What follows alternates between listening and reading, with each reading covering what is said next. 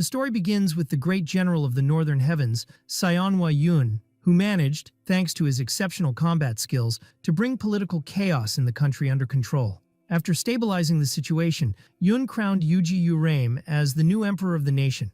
He also appointed 6 experts who had shared life-and-death battles with him as kings to aid the new emperor in governing the country.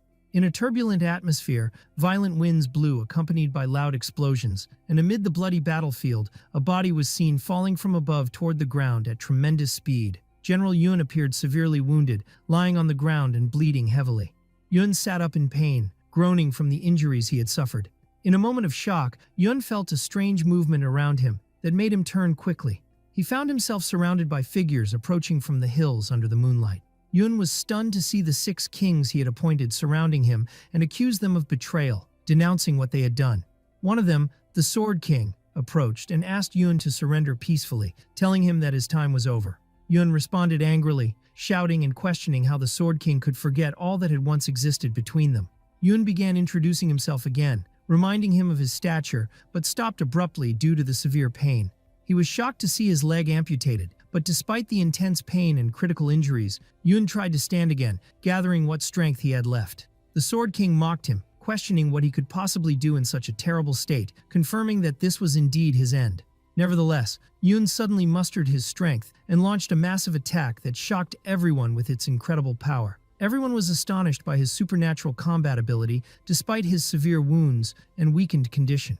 One of the kings expressed his great surprise at this power, believing it impossible for Yoon to possess such energy in that state. Yoon declared with anger and resolve that he would not allow these traitors to get away with their actions, choosing to confront them all even if it meant dying with them. He vowed to show them his grand avatar dance, preparing for one final powerful strike. Then he announced that the time had come for the final dance of his avatars, ready to end this battle. One of the kings was filled with surprise and concern, wondering whether their power would truly be enough to defeat the great general, while the Sword King ordered the others to stop talking and prepare for battle. The Sword King admired Yoon's overwhelming strength, acknowledging that he truly deserved the title of warlord. Yoon's condition began to deteriorate further as blood flowed from his mouth due to the severity of his injuries. Even though he knew his body wouldn't last more than half an hour, Yoon wondered if he could defeat the 6 powerful kings in such a short time. He urged himself to stay focused and not be distracted, affirming the necessity of taking down at least one of them, determined to fight until the end. In a moment of weakness and pain, he wished a loyal companion were by his side during this critical moment. But before he could finish that thought, he was struck hard by a weapon that pierced his body from behind, leaving him speechless. Yoon screamed in agony as he struggled to fight back again. His opponent was amazed by Yoon's strength and unwavering will, how he managed to endure an attack equivalent to the power of 3,000 explosives, even with a severed leg.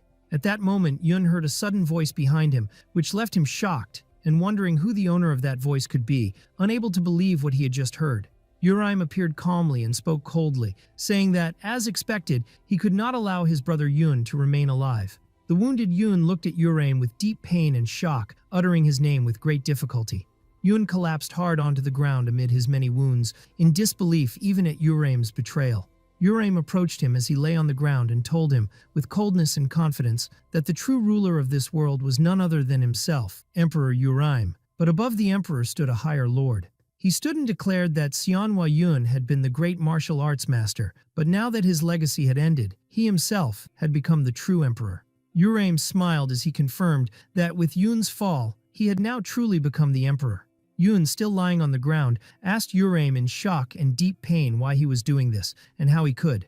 Uraim approached him holding his sword, and said in a calm, mocking tone that Yoon seemed to be in great pain, and sarcastically promised to ease that pain quickly. He then prepared to stab his brother Yoon with the sword, ending his life while declaring with both pride and sorrow that his brother, the great general and god of martial arts, was now dead. Uraim looked at his brother's corpse coldly, describing him as his eternal rival. And as Yoon drew his final breaths, he was overwhelmed by the injustice of being betrayed by those he had trusted, never imagining that even Uraim would betray him. Yoon remained stunned and deeply wounded, both emotionally and physically, by the truth that Uraim, the one he had trusted most, had taken part in this betrayal.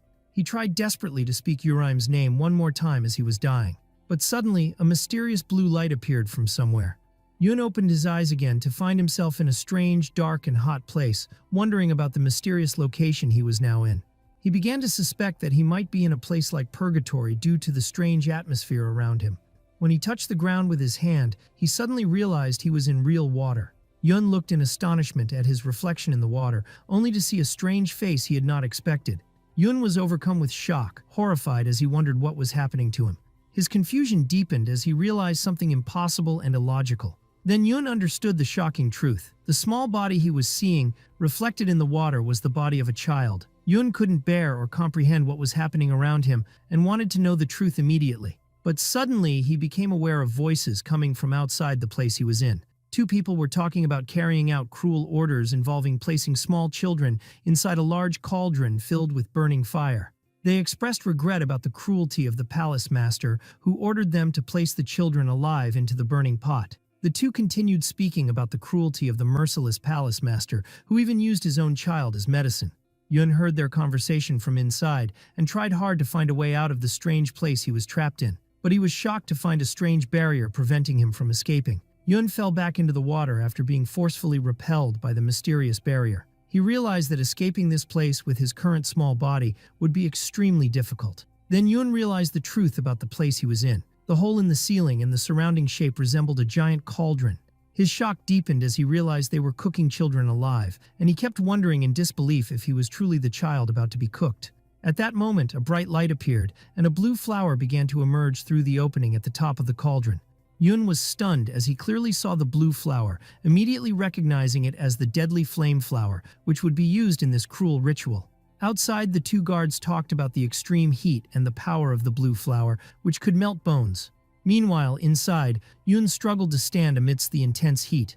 Yun began to feel suffocated and could no longer breathe properly, and his consciousness started to fade gradually. His vision darkened slowly, and he began to lose awareness due to the unbearable heat. But suddenly, he heard a voice calling him by the name Hua Yun, which jolted him awake and restored his consciousness with force.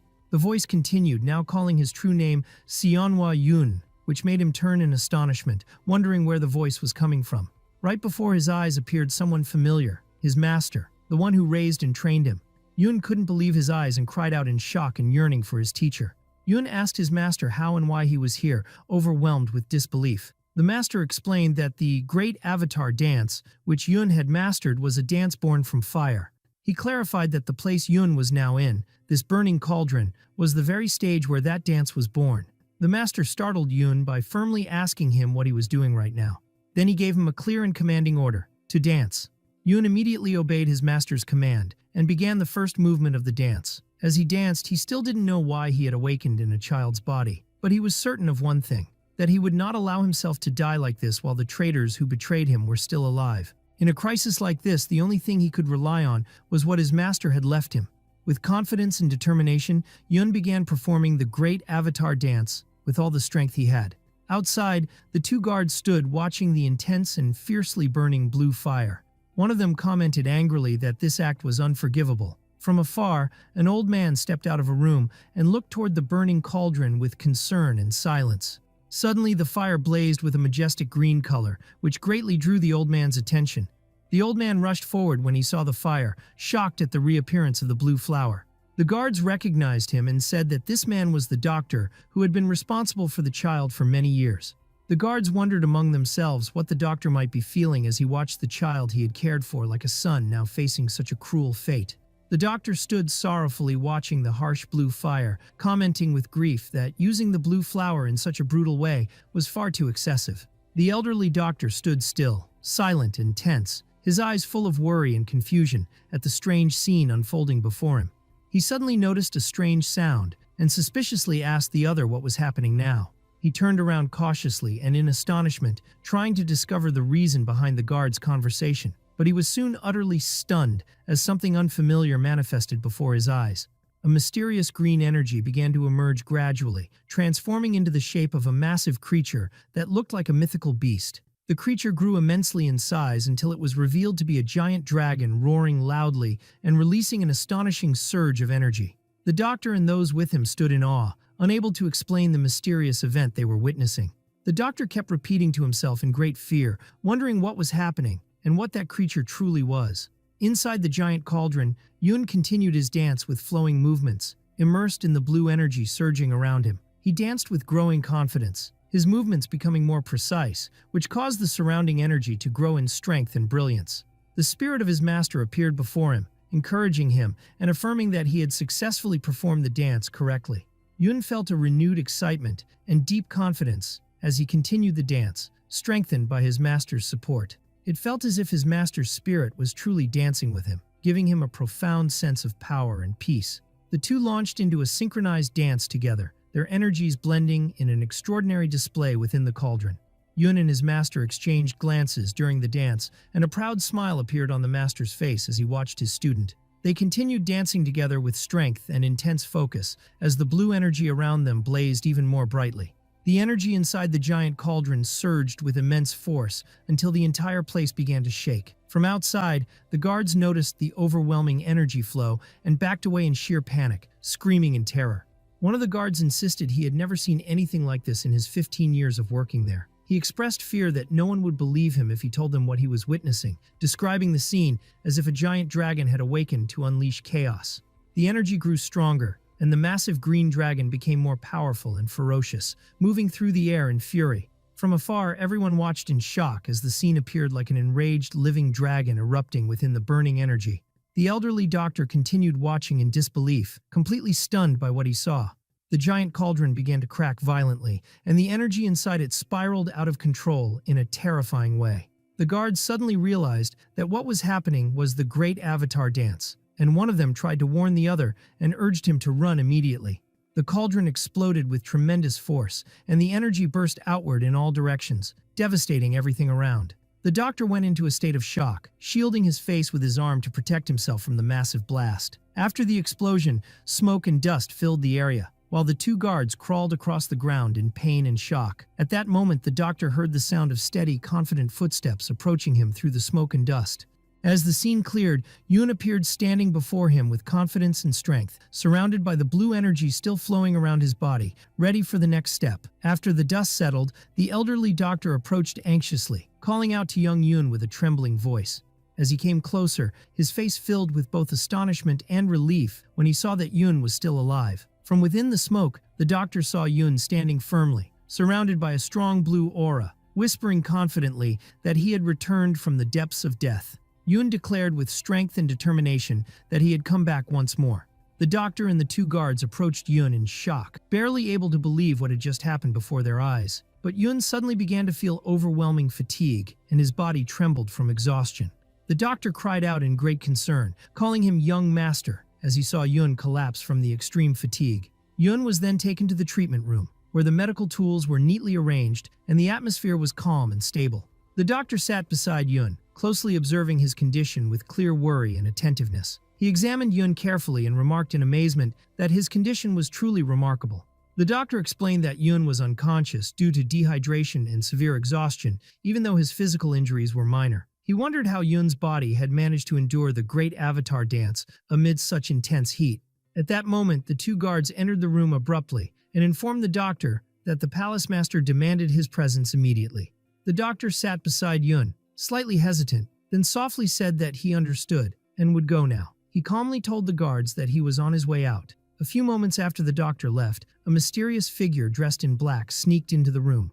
This person stood beside Yun, glaring at him with hostile and ominous eyes. Then he pulled out a small vial and poured a strange substance into Yun's mouth while he remained unconscious. After making sure Yun had swallowed the strange substance, the mysterious man quickly and cautiously left the room. Suddenly, Yun woke up in excruciating pain, screaming as agony tore through his body. Yun tried to resist, but his body continued to shake violently from the effect of the poison. The dark figure turned toward Yun and said with bitter malice that he should blame his wretched mother, as everything was happening according to the law of the sun. The doctor returned to the room, sighing wearily from the situation. Although he was relieved the palace had allowed him to treat Yun, he still did not fully understand the true intentions of the palace master. While the doctor was deep in thought, he was shocked to see Yun lying on the floor instead of in his bed. The doctor rushed toward Yun, calling out to him with great worry and urgency. Then he held Yun in his arms, calling to him in deep concern. The doctor then noticed a bloodstain coming from Yun's mouth and realized in shock that he had been poisoned. The doctor asked in astonishment whether it was truly poison that had been used. Despite his shock at the attempt to harm Yun this way, the doctor said with sorrow that the young master must be deeply hated, but that any poison could be treated like bitter medicine before the heart of the sun. The doctor declared firmly that he would need to prepare an antidote quickly and asked Yun to hold on until he returned. But the doctor was suddenly startled by something sharp touching his neck, which made him panic and feel intense fear and anxiety. He quickly discovered that it was Yun holding the sharp needle to his neck, and he was greatly surprised, calling out to him in a trembling voice as, "Young master." The doctor asked in astonishment if Yun had been awake the whole time, expressing admiration for his ability to completely conceal his presence. Yun then sternly ordered him to only answer questions and not to ask any. The doctor smiled calmly and said that this behavior was impressive, wondering whether Yun had always been like this or if the heart of the sun had changed him. He clearly declared his full readiness to answer anything Yun wanted to know. Yun was surprised by the doctor's reaction, who seemed unusually pleased by the confrontation. Yun also noticed that the doctor answered his questions easily, as if he had been eagerly waiting for this moment. Through their conversation, it became clear that Yun was in the Sun Palace, one of the 3 branches of the Heavenly Demon Sect, and that he was the 4th young master of the palace, currently 15 years old. Yun learned that the master of the Sun Palace, his own father, had tried to create a miraculous elixir called the Divine Sun Pill, attempting to do so by boiling his son alive in medicinal herbs, which made him seem utterly insane. He also realized that his father wasn't the only one trying to kill him. There were also assassins hunting him. However, as a result of these events, Yun had obtained the Heart of the Sun, which had formed within him due to the liquid in the cauldron. According to the doctor, no poison could affect someone who possessed the Heart of the Sun. Yun could feel the heart of the sun beating slowly in his chest, large and hot, as if he had gained something incredible from the ordeal. In addition, Yun learned that the current year was Zhongshon 22, and that he had previously died in the year Zhongshon 7, meaning the 7 warlords responsible for his death were still alive. Although he had a burning desire for revenge, Yun realized that he was now in the body of a 15-year-old boy and that he needed allies. After a quick thought, Yun decided to drop the needle he had been threatening the doctor with onto the floor. Instead, he handed the doctor a handkerchief and said it would be more useful to him than the needle. The doctor smiled sarcastically and asked whether Yun had decided if he was a friend or foe, expressing admiration for his bravery. Yun immediately sensed a true killing intent coming from the doctor. Suddenly, the doctor launched a powerful attack on Yun, wielding another needle. Yun was taken aback by the sudden and unexpected assault. The doctor shouted with a sinister expression that Yun might have misjudged the situation this time. Yun felt worried and tense at the sharp needle that was now extremely close to his face. But the doctor too was surprised by Yun's stillness and the fact that he didn't attempt to avoid the attack at all. The needle got dangerously close to Yun's eye, yet he didn't flinch or show any fear. The doctor continued his fierce attack, but Yun remained completely steady and confident. The doctor wondered internally why Yun wasn't moving, assuming that Yun must not have expected him to actually stab him. Yun smiled calmly and said that he was certain the doctor wanted something from him, which is why he didn't try to dodge the attack. In return, the doctor also smiled quietly, accepting the situation with interest. The doctor began laughing loudly after seeing Yun's calm and confident reaction, praising him by saying he was extremely impressive. He then told Yun that from now on, he must call him Master, as he would be teaching him martial arts that utilize the heart of the sun. He explained that the technique he would teach him was the strongest one in the Heavenly Demon Sect, known as the Life and Death Strike. Yun was surprised at the mention of this technique, recalling that it was the demonic technique created by the first leader of the Heavenly Demon Sect. He wondered how this man could possibly know such a powerful martial art. Yun noted that the doctor's appearance in no way suggested someone who could possess knowledge of such a fearsome technique. The doctor noticed Yun's mocking gaze and said firmly that he fully understood what was going through his mind, sarcastically asking if Yun thought he was unworthy of possessing the strongest technique. The doctor explained to Yun that in the lineage of life and death, there were masters and disciples, and that his duty was to find disciples and train them. He added that he became a doctor in order to keep the disciples alive during the harsh training. Yun felt uneasy about how brutal the training might be, and asked how many people had managed to master the Life and Death Strike. The doctor answered clearly that currently, no one had. He explained that the reason everyone had failed to master the technique was due to their bodies being unable to withstand its power, and that the only person who had ever successfully used it was the sect's founder, who possessed the divine sun and moon core. The doctor reassured Yun, telling him that he possessed the heart of the sun, which was still developing, and that once he reached adulthood, his body would also be able to withstand the effects of the Dead Chaos Pill technique. Upon hearing this, Yoon felt excited and determined, deciding that after surviving death, he would not waste the chance to learn this legendary art. He would master it and use it alongside the great Avatar dance to defeat the traitors. The doctor explained that the real issue was that Yoon was the fourth young master, meaning he had 3 older brothers who were sending assassins to try and eliminate him. Suddenly, the doctor signaled Yoon to be quiet as they heard the sound of a door opening. A man walked in and introduced himself as Ji Chun-woo, the first young master of the Sun Palace, saying that he had come to see his younger brother after hearing that he had awakened. The doctor expressed annoyance at the sudden visit of the first young master and that he hadn't been informed in advance. Chunwoo replied that he came quickly to see who had caused all the commotion in the palace. Chunwoo approached Yun with a fake smile and coldly asked why he was looking at him like a stranger, claiming that he was his brother Chunwoo. But Yun clearly realized that Chunwoo's smile was not genuine. Yun thought to himself with irritation that this person was truly annoying and didn't feel like an elder brother at all. He calmly replied that he didn't know him. Chunwoo turned to the doctor mockingly and said that his brother must have lost his memory, or else how could he not recognize his older brother? The doctor replied sternly that, as far as he knew, this was the first time the two had met face to face. Chunwoo laughed wickedly and said he must have made a mistake, describing Yun as a mere insect not even worth noticing, less valuable than a bird flying in the sky.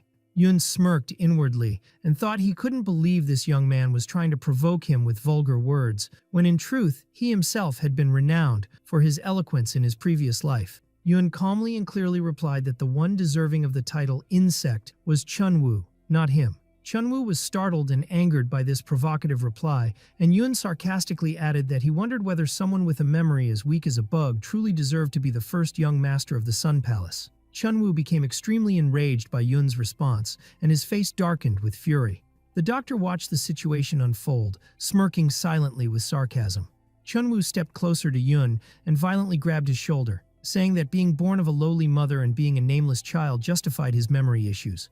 His tone turned increasingly threatening as he growled at Yun with clear anger. "You cursed little brother." Despite Chunwoo's threats, Yun remained calm and confident, and said quietly and firmly, "Hua Yun." He then continued, speaking with clarity and strength, declaring that his name was Hua Yun. The doctor's face showed clear signs of shock upon hearing Yun's true name, and he was deeply stunned by its impact. As for the first young master, he too was struck with shock and tension the moment he heard that name. Quickly, the first young master recalled the legend of the great general of the northern heavens associated with that name, and his expression revealed total disbelief. Then he began to laugh mockingly, questioning how the name of the great general of the northern heavens could belong to a boy born of a lowly woman like Yun. Yun replied with complete calm that he did not have a lowly mother as his brother claimed, but he did have an older brother with a filthy mouth. The first young master was enraged by Yun's response and began to reach for his weapon in fury, vowing to deal with Yun. But before anything could happen, the doctor grabbed the first young master's shoulder firmly to stop him from doing anything reckless, pointing out that the fourth young master was still a patient. The first young master glared at the doctor and threatened that Yun would remain a patient for a long time, telling the doctor to prepare plenty of medicine and warning him not to interfere again. Yun then smiled and added a veiled threat, saying perhaps Chunwoo himself might become the one needing medicine if he kept talking. He smiled calmly and sarcastically, then said kindly to the doctor that he really should prepare plenty of medicine, wondering silently just how far the doctor was willing to intervene. The first young master was burning with rage at Yun's sarcastic provocation, but the doctor tightened his grip on his shoulder to signal him to back off. After a few moments, the first young master announced that he would leave this time only because the doctor had intervened, but he suddenly stopped, his eyes filled with murderous intent, and looked at Yun, warning him to watch his words carefully, because next time he might not live to regret what he says. Then he turned around with a mocking smile, telling Yun that he'd see him next time, if he was still alive. After he left, the doctor wondered worriedly whether the first young master had used a hidden weapon against Yun. In fact, the first young master had indeed used a sinister technique that caused serious internal damage over time, leading to the tearing of muscles, internal organs, and blood vessels. But fortunately for Yun, thanks to the heart of the sun within his body, he was able to erase the effects of the hidden weapon easily without suffering real harm. The doctor sighed afterward, saying it was truly annoying that the grandson of the Lord of the Black Darkness was so narrow-minded, wondering if the Lord of the Black Darkness himself was the same. Yun replied with a gentle smile that things turned out well thanks to his good teacher, kindly and jokingly referring to the doctor, who then asked whether Yun had provoked this conflict, clearly confident he could step in if needed. Yun, however, pretended to feel dizzy, saying he was still sick and feeling a bit lightheaded. Then the doctor asked Yun whether the name he had used, Hua Yun, was truly given to him by his mother. Yun smiled shyly and decided it was best to let the doctor believe whatever he wanted. The doctor sighed deeply and told Yun it would be best to let everyone believe he had lost his memory, especially since the first young master had already begun to assume that too. Yun agreed to that quickly. The doctor left, joking that Yun was truly skilled at comebacks, and Yun then sat with complete confidence, his eyes full of deep determination for what lay ahead. 5 days had passed since Yun became the doctor's disciple.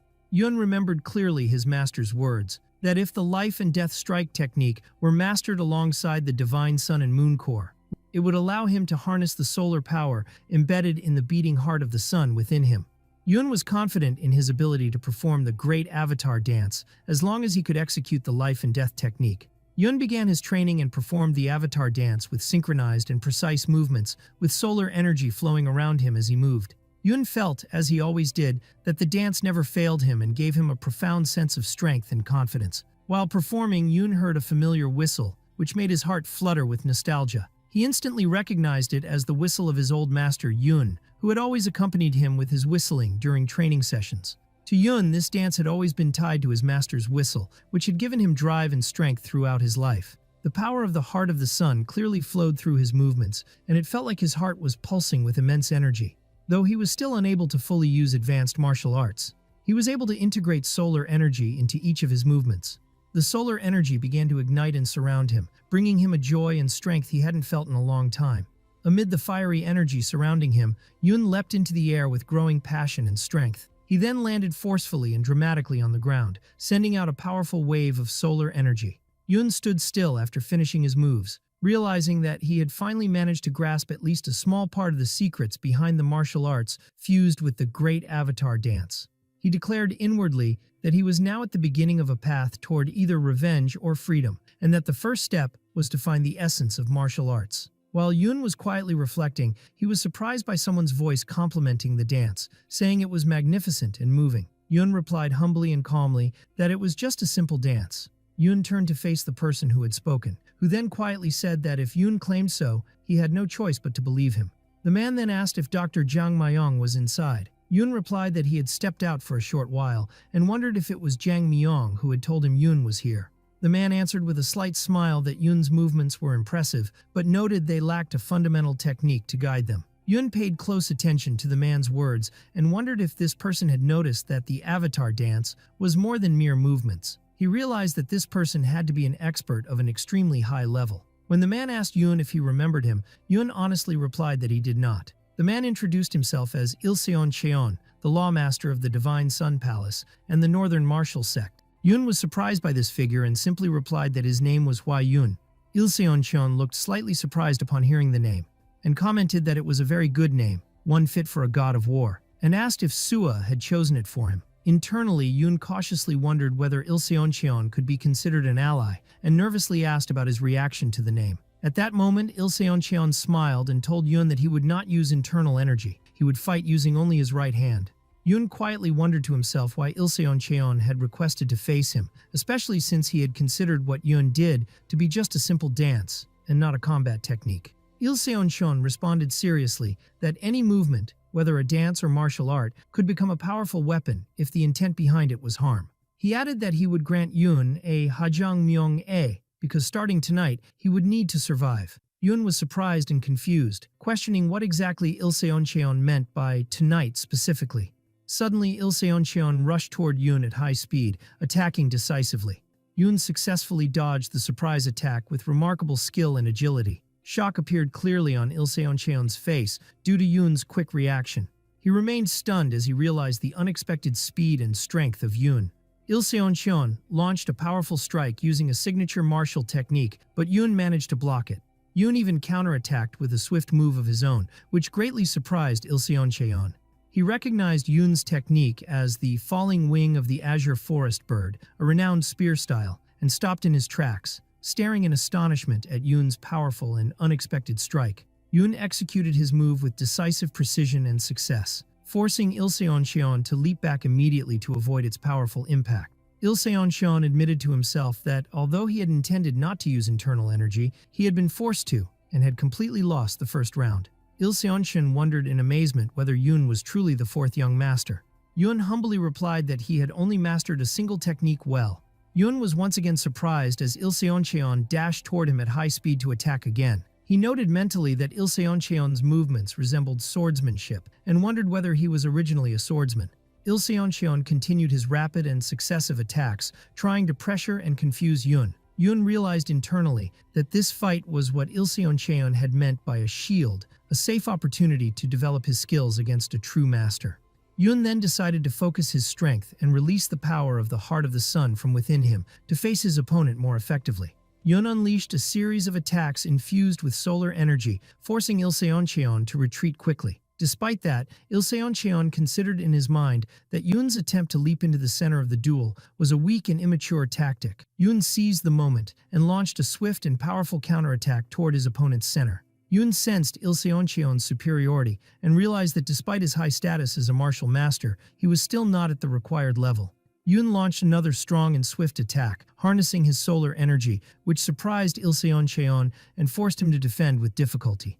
Yoon followed with another fierce strike toward Il Seoncheon, pushing him back even more and with great difficulty.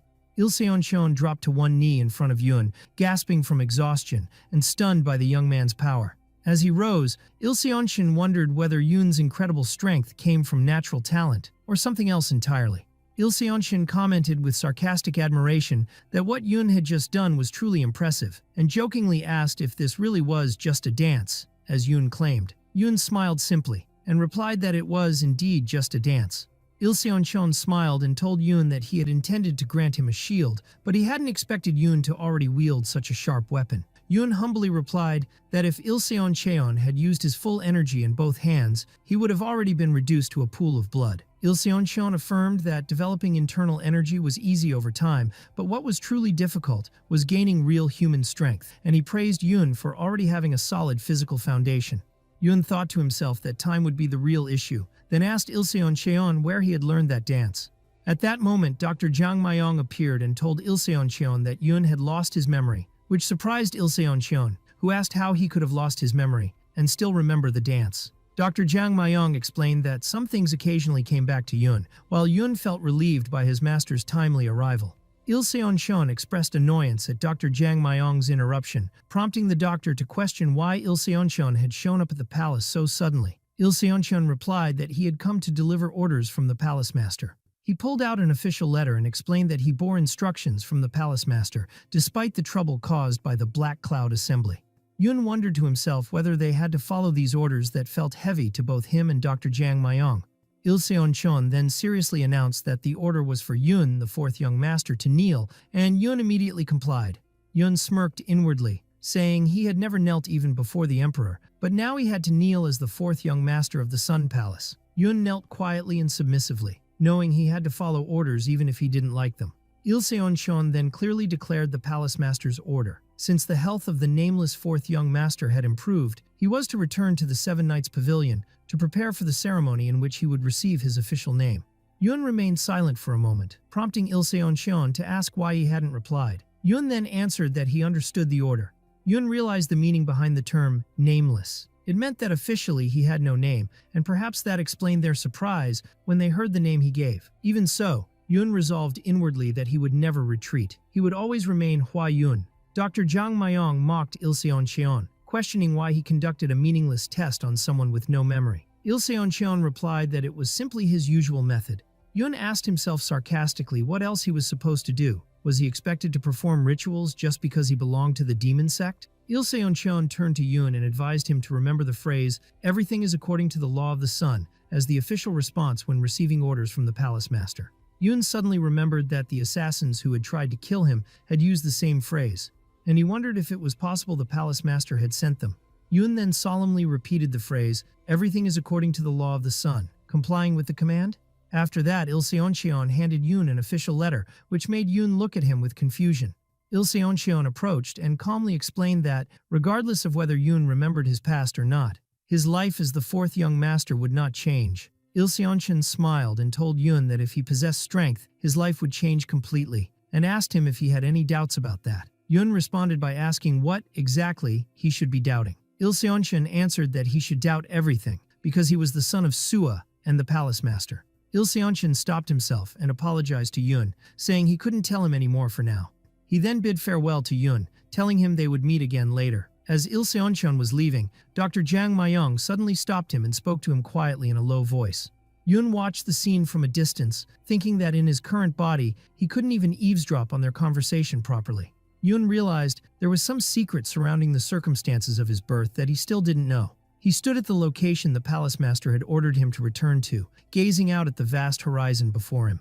He was surprised when he arrived at the Seven Knights Pavilion to find it completely ruined. Yoon paused, confused and wondering what was really going on. He heard a voice from inside asking why he was just standing there and not coming in. When he entered, he found someone sitting with an arrogant smile, introducing himself as Ji Chunhyuk. Chunhyuk pointed out that the doctor told him Yoon had lost his memory, and Yoon sarcastically replied that he seemed very well informed. Chunhyuk mocked Yoon's words and said he had come to deliver a message. Then, with incredible speed, Chunhyuk leapt forward, declaring his intent to kill Yoon, claiming death at his hands was better than living like an insect.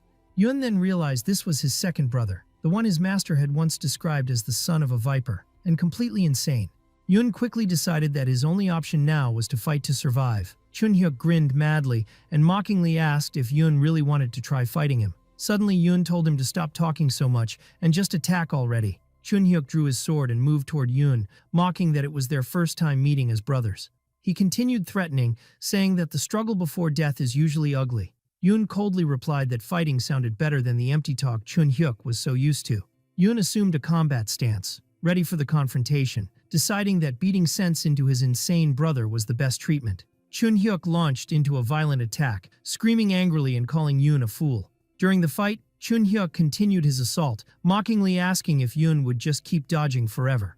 Yoon felt the strength of Chunhyuk's attack and realized it wasn't just a normal blade, it was infused with internal energy, which made Yoon acknowledge his opponent's power. As the fight went on, Yoon wondered whether he should use the heavenly solar path technique. Chunhyuk admitted during the battle that Yoon was more agile than he had heard. He tried to provoke Yoon by saying that if this was the extent of his combat skills, he should be ashamed of himself. Yoon replied with a sarcastic smile that it was unfortunate all his provocations hit their mark, while Chunhyuk failed to land a single real insult. Chunhyuk was surprised by Yoon's cold response and admitted that his verbal skills were impressive. Yoon sarcastically replied that his skill in speech was better than Chunhyuk's swordsmanship. They paused briefly and Chunhyuk asked if Yoon had given up on his life. Yoon confidently responded that he wouldn't spare him just because they shared blood. Chunhyuk gave a dark smile and declared he'd overlook that weak provocation. Just this once. Yoon wondered to himself whether blood ties were a weakness he could exploit in his brother. Chunhyuk stood firmly and, with a wicked grin, announced that he would now enter the fight seriously. Then he launched into a violent attack on Yoon, declaring that while they may share the same father, they were completely different. Chunhyuk's fierce strike nearly hit Yoon, who looked tense from the danger of the assault. Yoon noticed Chunhyuk's angry expression and realized how much he resembled the Lord of the Sun Palace. But he also saw the internal conflict in Chunhyuk's expression during the attack, as if he were trying to deny something. Yoon smirked mischievously and directly asked if he hated the Lord of the Sun Palace. Chunhyuk was visibly irritated and asked Yoon if his hatred for the palace master stemmed from his mother. In a violent fit of rage, Chunhyuk launched a decisive sword strike at Yoon, intending to end his life. But Yoon barely managed to dodge the dangerous blow at the last second. Yoon noticed that the tip of Chunhyuk's sword trembled slightly during the attack, confirming that his provocation had worked. He wondered internally if his taunting had actually had an effect on his brother. Chunhyuk mocked Yoon, asking if he wanted to stay alive so badly that he was willing to roll on the ground like that. Yoon replied with sharp sarcasm, saying rolling on the ground was far better than hearing Chunhyuk constantly whining about his mother. Chunhyuk glared at Yoon and angrily asked what he even knew about the situation. Yoon began gathering his internal energy and confidently stated that among the palace master's wives, there was only one he had truly loved. Yoon continued boldly, asking if that one wife was Chunhyuk's mother. Chunhyuk, seething with rage, clarified that the palace master's 3 wives, including his mother, were all political marriages, nothing more. He went on to explain that Yoon's mother, Sua, was the only one who truly captured the palace master's love, and that Yoon was the miracle child who was offered as a sacrifice but miraculously survived. Yoon was shocked by this strange information and wondered internally what Chunhyuk really meant by it. Yoon smiled calmly and mockingly asked his brother if jealousy was the real reason behind his hatred for the palace master. Chun-hyuk stood up, furious, and told Yoon that he was completely wrong, adding that if Yoon died, the palace master would suffer deeply. He added with even greater anger that the palace master would be in pain because his beloved son had died. Yoon felt extremely confused because Chun-hyuk's words contradicted everything he believed about the palace master. He began to reconsider the palace master's decisions, especially his choice to offer Yoon as a sacrifice, which made him doubt Chun-hyuk's claims about the palace master's love for him and his mother. Yoon clearly remembered that the palace master had personally chosen him as the sacrifice, confirming for him that he was never loved. He wondered what the palace master's real motives were for sending him to the Seven Knights Pavilion, a move that led to this difficult situation. Yoon smirked and told Chun-hyuk that he was clearly just a cunning man, deciding that for now, surviving was his top priority. Chun-hyuk responded with angry sarcasm, thanking Yoon for insulting the palace master, and asked if killing another son would really cause any problems. Chun-hyuk grinned viciously and said that the first rule in the Sun Palace stated that anyone without a name was not considered a person. He continued laughing, pointing his sword at Yoon, and saying that since Yoon had no name, no one would care if he died. Yoon froze in place for a moment, realizing that the situation had just become far more dangerous for him. The fierce battle between Yoon and Chun-hyuk continued, with powerful and rapid exchanges of attacks. Chun-hyuk shouted in rage at Yoon, declaring that he would kill him now as he delivered a decisive strike. Yoon realized that his provocation had indeed worked, and began preparing for Chun-hyuk's reckless reaction. While watching Chun-hyuk prepare to attack, Yoon noticed the tip of his sword trembling visibly. He also noticed that Chun-hyuk's left shoulder was raised unnaturally high. Yoon anticipated that his opponent would fall to the right due to his unbalanced stance. Yoon gathered energy around him, recalling a famous saying, "If you're standing at the edge of a 100-foot pole, take a step forward." He then stepped forward at incredible speed, applying the old saying literally. As Yoon moved, he felt as if the world had opened before him, and a new path had appeared. In that critical moment, Yoon realized that the step he took toward death had actually opened a new world for him. Chun-hyuk was momentarily stunned as he saw Yoon rushing toward him at astonishing speed. Yoon launched a powerful blazing strike directly at Chun-hyuk, infused with the rotating energy of the Heart of the Sun. This blazing attack was the first incarnated flame fist Yoon had unleashed, and it struck with overwhelming force. Chun-hyuk took the hit with great impact, clearly retreating in pain. Yoon rushed toward him again with tremendous speed, aiming for a finishing blow. He used the Slayer Sword of the Four Kings technique, striking down at Chun-hyuk from above. Chun-hyuk was shocked by the power of the strike and struggled greatly to block it. He retaliated again with ferocity, attempting to counter Yoon's surprise assault. Yoon gathered a massive amount of energy in his fists, preparing to face Chun-hyuk more seriously. He focused his energy intensely into his fists, preparing to deliver another devastating strike. Yoon launched his powerful attack with crushing force, causing a huge explosion at the battlefield. The strike unleashed a massive wave of dust and smoke that engulfed the entire area. Amid the thick dust, an old man appeared, walking toward the battlefield. It turned out to be a powerful and imposing elder, with Ilseon appearing behind him, visibly injured from the fight. On the other side, Yoon remained in place, alert and ready, observing the situation calmly. Chun-hyuk tried to charge again, but the elder firmly stopped him, saying that the life of the second young master did not belong to him alone. The elder firmly stated that the heir of the Black Cloud Assembly could not be defeated so easily, which deeply surprised Yoon. He then declared with authority that he would take over the matter himself and bear responsibility for everything that happened today. Yoon realized internally that the elder's power far surpassed that of an ordinary expert. He was facing a peak-level master. Feeling concerned about his current strength, Yoon understood he couldn't face this opponent head-on, and decided that his next strategy would be to wait for any possible chance to make the elder lower his guard. The elder continued his fierce assault, charging toward Yoon, and loudly declaring that he wouldn't allow him to escape. Yoon smiled calmly and sarcastically asked if the elder really wanted to get involved in a childish fight, as if he were just a scared boy. At that moment, the elder became more violent due to Yoon's unexpected words and moved quickly toward him, insisting that the strike Chun-hyuk almost received was strong enough to nearly shatter his skull. The elder resumed his attacks with increasing strength and visible anger. The force of his energy grew more intense as he advanced toward Yoon in a fearsome manner. But Yoon dodged the attack with agility and grace, smiling slyly as he did, because his real target from the beginning was not the elder, but someone else, Chun-hyuk. In a sudden ambush, Yoon appeared in front of Chun-hyuk and delivered a brutal strike, announcing that he was his true target. The elder turned around, shocked, shouting in disbelief at what he saw. Yoon grabbed Chun-hyuk tightly, warning the elder in a clear voice to stop immediately. He then snapped Chun-hyuk's finger, threatening the elder by telling him he'd soon realize how important this boy was to him. The elder's expression turned to intense rage, and he asked if Yoon thought he would survive after this stunt. Yoon ignored the threat and calmly continued breaking Chun-hyuk's fingers, stating that there were still 8 more joints left untouched. The elder's anger exploded at this blackmail, calling Yoon a stubborn brat and demanding to know what he wanted. Yoon coldly told him that he would ask the questions and the elder would simply answer. He then clearly threatened that if the elder didn't want to see more of the boy's bones breaking, he'd better remember that. The elder offered Yoon a deal, release Chun-hyuk, and in return, he would spare Yoon's life for today. Yoon mocked the offer, saying he wasn't foolish enough to believe the elder would let him live after freeing Chun-hyuk. The elder insisted that even if he disappeared now, he couldn't trust Yoon not to kill Chun-hyuk afterward. Yoon explained to the elder that this confrontation would end with both of them dying, and told him to consider that carefully. Yoon spoke coldly, accusing Chun-hyuk of becoming worse than a worm after previously advising him not to live so pathetically. Yoon smiled and leaned close to Chun-hyuk's ear, whispering that he would let him live anyway. But then Yoon suddenly stabbed Chun-hyuk, explaining coldly that it would hurt a little and suggesting he ask Elder Yang for help. The elder was overwhelmed with fury and began trembling as he heard Yoon's ruthless provocation. Yoon appeared completely confident and sarcastically asked the elder if he was still unsure of what to do, suggesting he destroy his own dantian.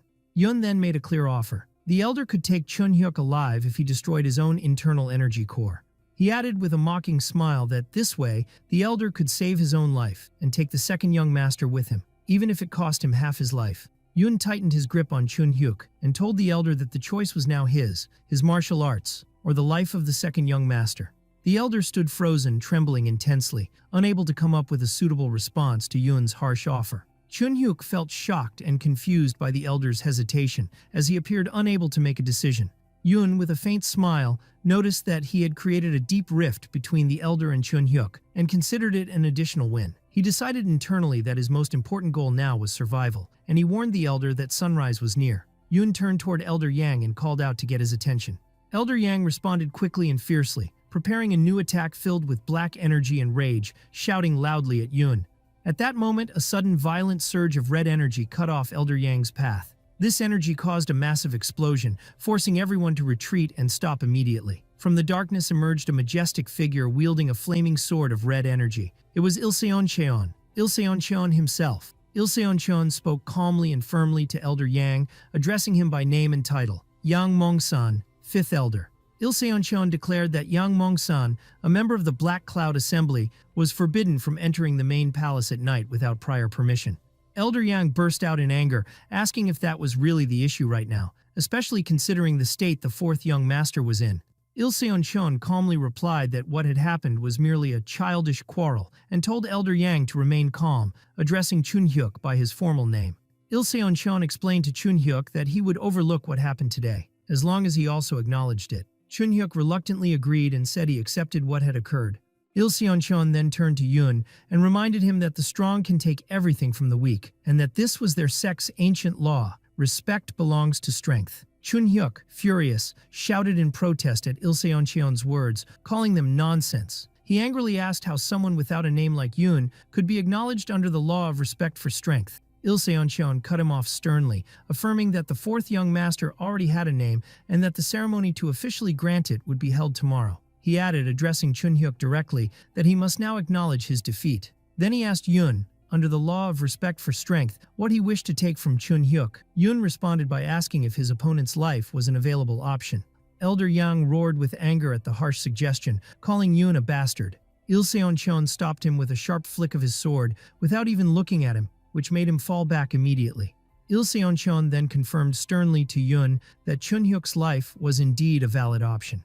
Elder Yang spoke again, asking Il-seon if he truly believed these events would be forgotten so easily. Il-seon replied coldly, asking what importance forgetting had in the first place, asserting that his role was to enforce the law in the name of the palace master, not to entertain idle chatter. Chun-hyuk collapsed to the ground, trembling in fear and shock after hearing what had happened, along with the intense pain from his broken fingers. Yoon stepped toward him and asked with a calm, mocking smile if he still wanted to live like a worm. Chun-hyuk screamed from the humiliation and said in despair that if Yoon was going to play with him like this, he might as well kill him now. Yoon looked at Chunhyuk coldly and thought to himself that perhaps it would be better to kill him to avoid future trouble. But Yoon suddenly stopped when he saw Elder Yang trying to console Chunhyuk and realized there was a powerful faction behind him, making him quietly reconsider his decision. Yoon realized inwardly that the outcome of what happened had already been decided in advance, and that the decision would always belong to the strongest presence in the room. He also became certain that Ilseon Cheon had come from the beginning to act as a mediator in this confrontation. With a calm smile, Yoon decided that he had no option now but to end things peacefully. Shock and confusion appeared on the faces of Elder Yang and Chunhyuk after Yoon's unexpected move. In a sudden burst, Yoon broke one more of Chunhyuk's fingers in a swift strike, making him scream in pain. He then threw Chunhyuk to the ground and calmly declared to everyone that the matter was now resolved as a draw.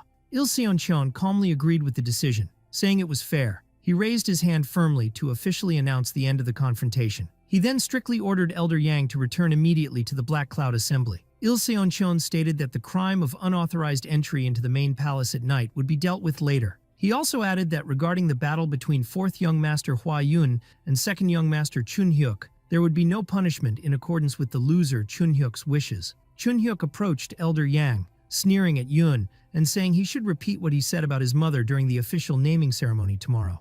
Ilseon Cheon remained calm and clearly stated that his standards would not change. He then ordered Elder Yang to leave immediately, affirming that he would remember his words well. Ilseon Cheon then turned to Yoon and congratulated him on his victory, and Yoon thanked him in return.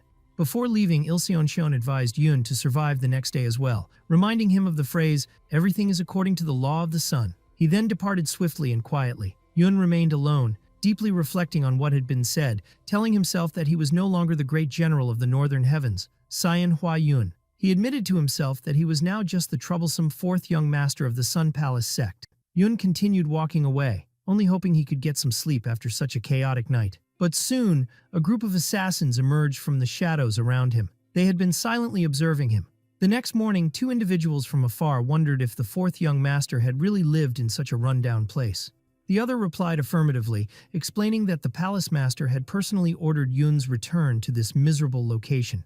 He continued speaking mockingly, saying that despite these terrible circumstances, once Yun received his official name, he would no longer have to endure such treatment. One of them laughed, saying that the money spent on Yun would come from their own pockets, and admitted there was no way around it.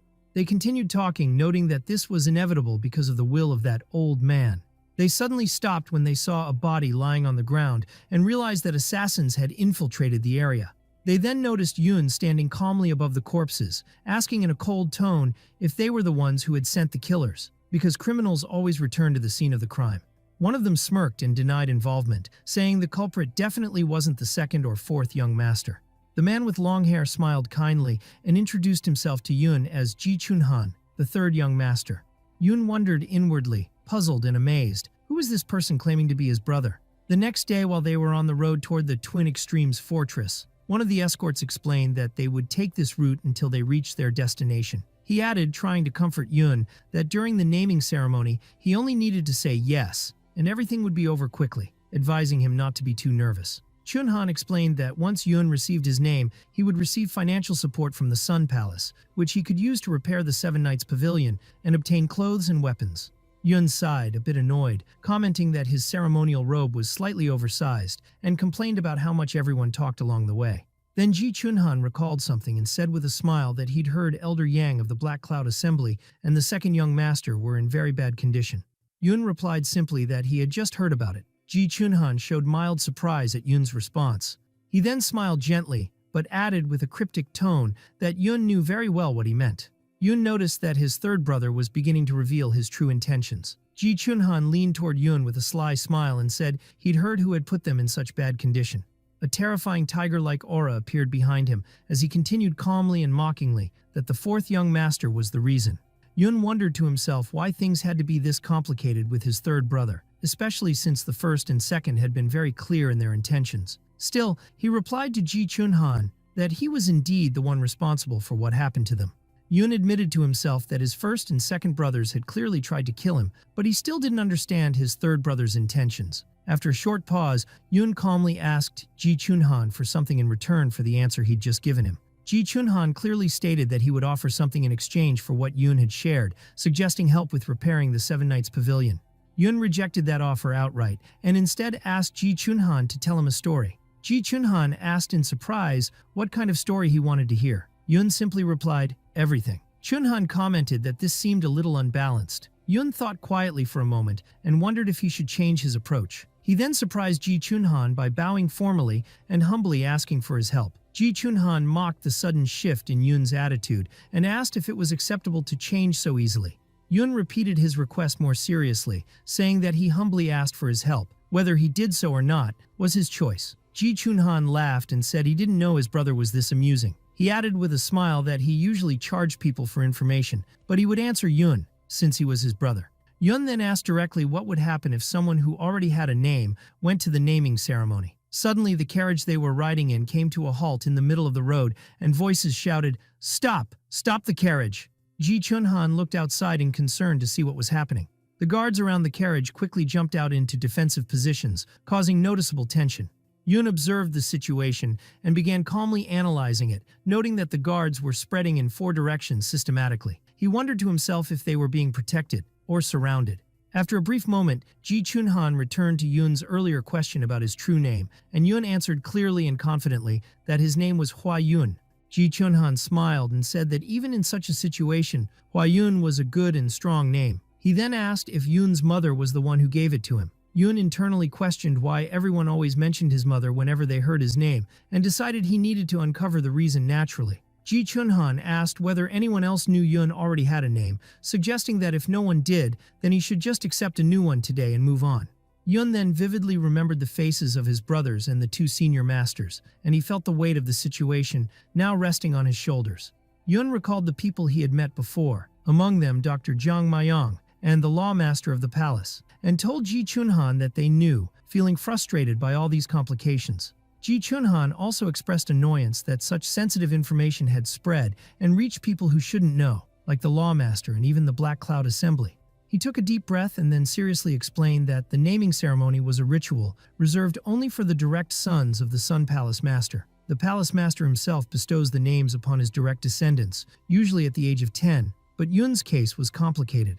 Yun reflected inwardly that he hadn't been considered a real person in the palace for 5 years, being the son of an unknown, abandoned woman of the palace master. One of Yun's escorts commented that everyone had childhood names even before the naming ceremony, pointing out that Ji Chunhan's childhood name had been Dan Wook Young. Ji Chunhan cut him off sternly, correcting that the issue wasn't the childhood name, it was the fact that he had been granted the right to use the respect for strength law directly from the law master himself. Yun felt that Ji Chunhan had initially hidden what he knew, but now spoke as if he had witnessed everything firsthand, which raised Yun's suspicion that he might also have inside sources within the Black Cloud Assembly. Yun remembered the energy he had felt when shaking Ji Chunhan's hand and the childhood name Dan Wook Young, which deepened his doubts about Ji Chunhan's true identity. Yun became increasingly convinced that Ji Chunhan's identity held a major secret and wondered if someone who gathered such information so easily would really reveal it to him now. Ji Chunhan interrupted Yun's thoughts and told him seriously that the situation was extremely dangerous, especially since the naming ceremony would bring together the highest figures of the Sun Palace, including the 3 great ones. He explained that if Yun rejected the name given to him by the palace master during the ceremony, a real catastrophe would occur. Yun wondered internally if they would actually kill him over it, and began to doubt Ji Chunhan's real plan. Ji Chunhan continued, saying he didn't know exactly how the palace master would react, but he was sure the palace master hated having his authority challenged. He added that neither Ji Chunwoo's Black Darkness Assembly nor Ji Chunhyuk's Black Cloud Assembly would defend Yun. They'd instead seize the opportunity to kill him. Yun agreed with Ji Chunhan's assessment internally, thinking it all made a lot of sense. But he wondered why Ji Chunhan excluded himself from this dangerous equation, thinking he might be trying to win his trust. Yun smiled calmly and told Ji Chunhan that in that case, he would need the help of a third party to survive. Ji Chunhan confidently smiled and confirmed that a third party already existed and that they represented it. Ji Chunhan explained with a sly smile that they were completely different from groups like the Demon Sect or the Black Cloud Assembly, and then asked Yun directly if he wanted to know their name. He revealed that he belonged to the Dragon Sea Trading Company and offered to intervene to save Yun. He continued, saying they would step in to rescue him, and he would be appropriately punished afterward either way. Ji Chunhan then told Yun that if he wanted to survive, he would have to come under his authority, as his third brother. He He added that if they wanted, they could even get close to the central plains filled with beasts. When Yoon asked how, Ji Chunhan replied with a confident smile that he would tell him if Yoon agreed to join them. Ji Chunhan extended his hand toward Yoon, surrounded by an aura resembling a snake and a tiger, and confidently asked if he would accept the offer. Yoon remained still, looking at Ji Chunhan without hesitation, surrounded by a mysterious aura of his own. He then surprised Ji Chunhan by calmly thanking him, stating that he had successfully broken through the ultimate Black Knight illusion created by his maternal grandfather, Dan Guillaume Seong. Yoon confidently added that the life he had lived was far more horrifying than any illusion he had seen. Ji Chunhan remained silent for a few moments, visibly surprised by Yoon's reaction and immense confidence. He then smiled calmly and told Yoon that he still had time to think things through and decide. He concluded clearly, telling Yoon that the decision he would make would determine whether this place became his execution ground or his salvation. The journey toward the location of the official naming ceremony began as the guards gave the command to move. Inside the Grand Hall, the Lord of the Sun Palace sat in dignity and anticipation, ready to begin the ceremony. The attendees, his followers, chanted official phrases like 1,000 suns and radiance of the moonlit star as an affirmation of the palace's grandeur and prestige. The Master of Ceremonies formally announced that the recipient of the name today would be the fourth young master, who until now had no name, and requested him to enter. Yoon stepped toward the majestic building where the ceremony was to take place, marveling at the palace's size and grandeur. The guards immediately stopped Yoon's carriage when it arrived at the outer gate of the Grand Palace. Ji Chunhan approached with a smile and asked one of the guards who they were waiting for, especially since the ceremony was about to begin upstairs. Guard Jiang Mayong responded with a sarcastic smile, saying that Ji Chunhan was as clever as always, calling him the third prince. Ji Chunhan asked if they were supposed to ascend from this route.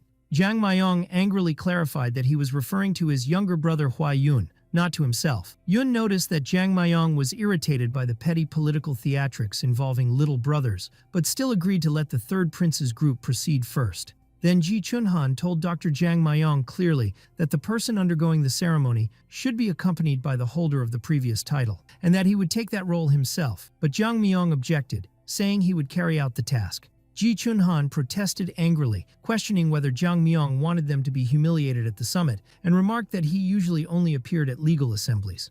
Ji Chunhan then sarcastically and politely reminded him that they both belonged to the Sun Palace, and noted that Jiang Mayong had previously ignored an invitation from the Huryong Trade Association. Jiang Mayong coldly replied that he hadn't realized they shared such affiliation, and that he wasn't obligated to clean up the mess caused by their factions. At that moment, a loud voice called out from inside the building for guard Jiang Mayong, drawing everyone's attention.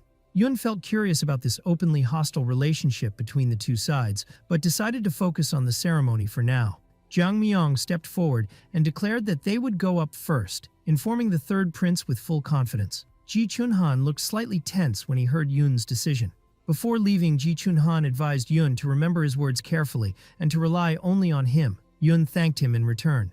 Guard Jiang Mayong helped Yun into his ceremonial robes, commenting that clothes make the man. Yun warmly thanked him. Jiang Mayong then explained the reason for his presence and told him that the Northern Lord had arrived that morning. He confirmed that the second prince had been completely defeated and that Elder Yang had witnessed it himself. Jiang Mayong expressed great astonishment that the fourth prince, who had never trained in martial arts, had achieved such a victory. Yun humbly replied that perhaps it was thanks to his exceptional teacher. Jiang Mayong told him to save the flattery for another time, like when he actually needed to flatter someone. Jiang Mayong wondered to himself whether the fourth prince Yun had secretly mastered martial arts, but dismissed the thought since he had previously been so weak. He then speculated that the power of the core of the sun might be part of the eternal sovereignty's legacy. Yun confirmed that he was now using the core of the sun without relying on the trinity of life and death technique. Jiang Mayong praised that and assured him that once he mastered that technique, he would become truly invincible. Jiang Mayong then warned him of the danger of today's ceremony, especially with the presence of the second prince and the Silent Cloud sect, who bore a grudge against him. He expected intervention from the second prince's maternal grandfather, sect leader Jiang Sun. Yun asked about the first prince's faction, and Jiang Mayong replied that they might act recklessly, but were unlikely to cause trouble without a clear reason. Yun understood the situation, and Jiang Mayong reminded him to remember his advice carefully. Finally, Jiang Mayong warned him clearly that the people who seem safest today are the last ones Yun should trust. Yun replied that he had already felt the same way. Jang Myong continued his advice to Yun, warning him especially about the eyes and tongue of the third prince, describing him as a snake with a silver tongue and venomous gaze. Yun thanked him for the warning. Jiang Myong then emphasized that the only person who truly mattered was the palace master, who had spoken to Yun before, but could not be fully trusted, like a mirage. Yun replied that he completely understood what his mentor Jiang Myong meant. After that, Jiang Myong clearly stated that today's life-or-death battle would depend entirely on the palace master, so Yun must leave a strong impression on him. When Yun reached the top, Ji Chunhan noticed him speaking with Jiang Myong and felt curious about what they had discussed. Ji Chunhan gestured to Yun to enter, and the two passed through the massive palace gates. As they entered the hall, everyone called out formal greetings, chanting, "One sun from the sky, radiance of the moonlit night." It was officially announced that today's recipient of a name was the fourth prince, Mo Myong, and he was asked to step forward. Yun looked toward the high-ranking figures present, reflecting inwardly that Jiang Myong had likely met with the Northern Lord earlier that morning and arranged a means of escape for him. Yun also realized that the reason the third prince had been pushed aside today was by drowning him in a political power struggle. Then, in unison, everyone declared that everything would be decided according to the law of the sun. Yun stood directly before the palace master, who sat majestically waiting. The palace master, Ji Gang-san, sat with immense confidence and dignity, surrounded by an aura of power. Yun clearly saw that the palace master held the final key, and he admired the sheer military dominance that radiated from him, far beyond his current position. The palace master then announced that from this moment on, the name of the fourth prince would be Ji Chun Myol, which means he who destroys the heavens. Upon hearing that, all attendees bowed and once again chanted slogans of loyalty and reverence. The palace master noticed Yun's expression of dissatisfaction and sharply asked if he had any objections to the name. Yun answered clearly and firmly, yes, shocking everyone, who then asked if he preferred a different name. Yun declared that he already had a name of his own, Hua Yun. A wave of tension and stunned silence swept through the senior attendees after hearing the name Hua Yun. The three elder princes sat frozen in shock and unease at Yun's bold declaration. The palace master raised his hand in a sharp motion, demanding silence and an immediate halt to the ceremony. He stepped toward Yun with clear threat in his eyes. And Yun realized that the one who had tried to kill his son before would not hesitate to do it again. Yun felt inside that what he was doing might be false pride, but he resolved to do everything in the name of the warlord, the great general of the northern heavens. The palace master calmly repeated the name Hua Yun, remembering that he was the son of Sua. At that moment, the leader of the Silent Cloud sect, Jang Sunho, intervened and declared that he had something to say regarding the fourth prince's name. He explained that the fourth prince possessing the name Hua Yun was not just a childhood name. It was a crime to conceal a true name before the naming ceremony, and he demanded the execution of the fourth prince. The palace master approached Yun and told him that the Silent Cloud sect leader had always hated him and looked down on him from the beginning. Then he directly asked Yun, was he the one who defeated Chun Hyuk? Yun replied confidently, yes. The palace master continued speaking, also noting that Yun had managed to shatter Elder Yang Mongsan's arm. Yun confidently confirmed that this was true. The palace master remarked with interest that such an achievement was worthy of destroying the sun altar. Yun smiled confidently, stating that it had only been possible thanks to the palace master's graciousness. The palace master stepped closer to Yun and firmly told him that he must choose now. He presented two clear options, either become the fourth prince under the name Ji Chun Myol or remain Hua Yun and walk a path filled with thorns. A powerful red energy began to surge from the palace master as he unleashed his power in a grand, overwhelming display. Yun wondered internally if what he was witnessing was the first step toward transcending humanity, toward sovereignty or demonhood. An extraordinary surge of energy spread through the entire area, shocking everyone present. Deep down, Yun felt he could never live a life where he couldn't express his true self, a life he viewed as nothing but a hollow shell. The palace master sharply noticed the critical stance Yun had taken. Yun then charged forward with full determination to face the palace master head-on, showing no hesitation. Yun said to himself with anger and resolve that while he could retreat or bow, abandoning his identity would render everything meaningless. He shouted with all his strength that he was and would always be Hua Yun. An enormous burst of energy erupted from his body, affirming his true identity once again. Yun's energy spread through the hall with astonishing force, leaving everyone in awe. All those present witnessed this powerful explosion of energy and stared in stunned silence. The confrontation between Yun and the palace master ignited with fierce intensity, and everyone realized it was a critical turning point. The palace master stood silently for a moment, surprised by Yun's strength and determination. Then the palace master smiled calmly and said that if this was Yun's choice, so be it. He officially declared in front of everyone that from now on his name would be Hua Yun. However, he continued, stating that he would temporarily strip Yun of his title as fourth prince. The palace master explained that since Yun had rejected what was granted to him, he must now atone through action. He then called upon sect leader Jiang Sun to step forward. Jiang Sun affirmed his presence before the palace master. The palace master spoke of disturbances that had previously occurred in the coastal lands belonging to the Silent Cloud sect, which had disrupted their alliance with the Heavenly Dragon Coalition. Then, the palace master clearly announced the appointment of Hua Yun as a special commander for an expedition in the Southern Sea region under the Sun Palace's control. He ordered sect leader Jiang Sun to accompany Yun and eliminate the bloody-clad demon who had caused the unrest. The palace master rejected sect leader Jiang Sun's request for Yun's execution and instead declared that he would instruct Dr. Jiang Mayong to examine his grandson, Ji Chun-hyuk. He added that the lands where the bloody-clad demon had appeared historically belonged to the Silent Cloud sect, so he requested that Jiang Sun assist the special expedition commander.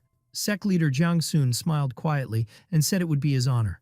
Finally, the palace master asked Dr. Jiang Mayong to step forward before him. The palace master summoned Dr. Jiang Mayong and clearly ordered him to accompany the special expedition commander. Dr. Jiang Mayong responded obediently, saying he understood. Yun then wondered to himself about the palace master's earlier words that he needed to see something for himself and questioned internally what that mysterious thing might be. The palace master raised his hand and powerfully declared that everything was carried out according to the law of the sun, affirming his absolute authority and presence. The naming ceremony concluded officially with repeated affirmations from all present, shouting, "By the law of the sun," and "By the law." Later that night, Yun spoke with his master, Dr. Jiang Mayong, and asked if he had spoken with the palace master beforehand. Jiang Mayong answered that he had to, so his only disciple wouldn't become a corpse. He then asked Yun why he told the palace master that he needed to see. Yun paused briefly, then told his master that what he meant was learning the trigram of life and death technique, and that this was the perfect chance to train away from the palace walls. Yun then asked who else knew about the trigram of life and death. Jiang Myong replied that the ones who knew were Yun and himself, as well as the palace master, the northern martial lord, and perhaps a few who merely suspected it. Yun silently understood without further comment. He then thought to himself that there were two people among those mentioned whom he needed to be especially cautious of, and was sure his master had reasons for not telling him everything. Jiang Myong pointed out that it seemed Yun had already packed his bags based on the nature of his questions, and Yun sarcastically asked if that made him a minimalist, or simply someone with nothing to pack at all. Yun recalled his past life, how he carried everything, armor, spears, swords, and that all the weapons he once used were now stored in the Imperial Museum as war trophies. Jiang Myong called Yun disciple, and Yun responded immediately and respectfully. Jiang Myong then asked Yun for his thoughts and impression of the palace master he had met earlier. Yun asked what he meant exactly. Jiang Mayong clarified that he was referring to someone at the Hua Jing level, a peak that all martial artists dreamed of. Yun replied that the palace master was truly remarkable. Jiang Myong asked how Yun managed to maintain his composure under the pressure of someone at the Hua Jing level, especially since he hadn't undergone formal martial training. Yun joked that somehow he managed, but inwardly Yun admitted that it was not easy at all. At first, all he could do was endure the pressure, and he thought he might pass out at any moment. Yun then explained that a burning energy surged from the core of the sun within him, preventing him from collapsing under the palace master's aura. When Jiang Myong asked if that energy had fully taken control, Yun confirmed it had been perfect. It was wild and refused to submit. Jiang Myong was very impressed, saying that what happened exceeded his expectations, especially since Yun had not yet mastered the energy of life and chaos that belonged to the trigram of life and death. Jiang Myong then explained that the core of the sun Yun possessed had little historical documentation, but that an ancient predecessor had once held such a core and successfully mastered the trigram. Yun expressed strong interest in learning more about the difficulty of this renowned technique and asked Jiang Myong to explain it more clearly. Jiang Myong calmly stated that the technique was a great secret and represented the pinnacle of martial arts. It was far from a simple combat form. He then said that the greatest challenge in learning the technique lay in a particular concept, the thin line between life and death, which immediately captured Yun's full attention. Jiang Myong opened a box and took out a mysterious item, telling Yun that the trigram of life and death was literally a martial art that placed its practitioner at the very edge of life and death, encompassing the essence of all martial arts. Yun asked in astonishment if he was really supposed to consume that thing. Jang Myung answered that he expected no less from one of the 5 prodigies.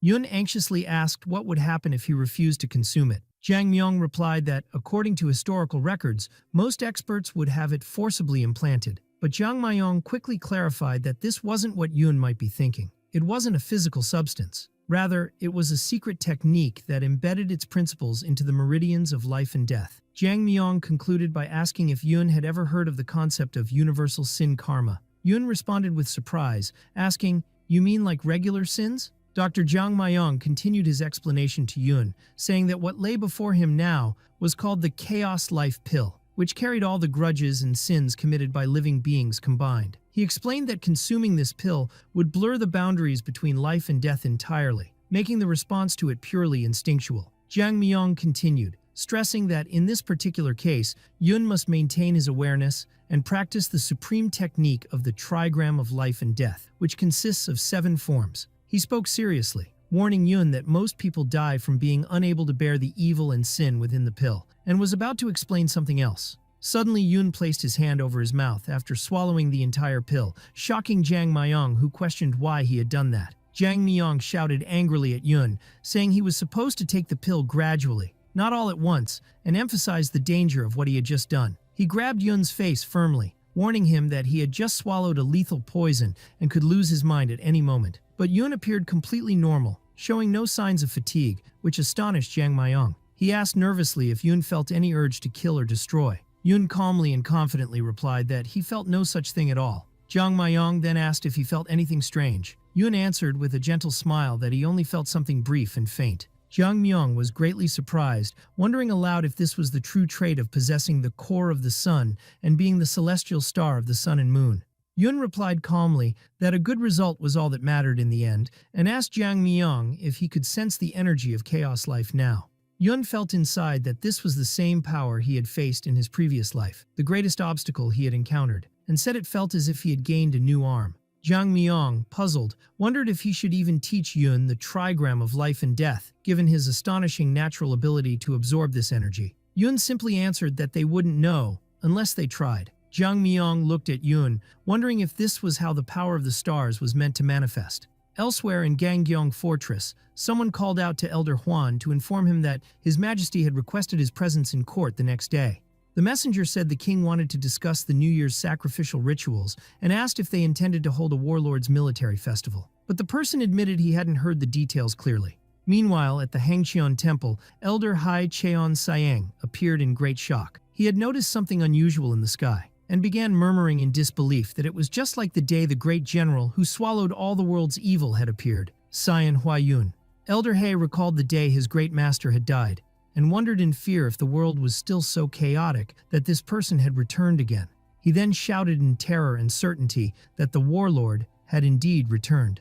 The next morning, Yun's procession began to move, and he reflected inwardly that even though he had gained the power of chaos life, his current strength was still limited. One of the guards teased him sarcastically, saying they were late this morning specifically because of him. Yun wondered to himself why the lawmaster had joined them in the procession.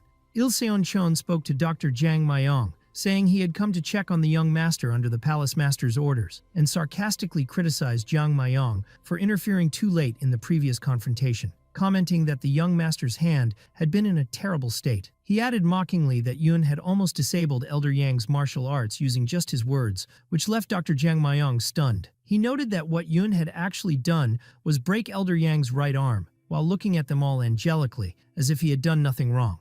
Il Seonchon asked Dr. Jang Myung with concern about Chunhyuk's current condition. Jang Myung calmly replied that he was fine after he had reset the major bones in place. At that moment, Il Seonchon clearly remembered the confrontation between Yun and Chunhyuk and how Yun had seemed more feral than a beast relying solely on instinct that night. He added to himself that Yun had looked like a seasoned general who had fought countless battles, something no young prince like Yun should possess. Jang Myung then turned to Yun and told him to come meet his second master, which surprised Il Seoncheon, who said he had never agreed to help.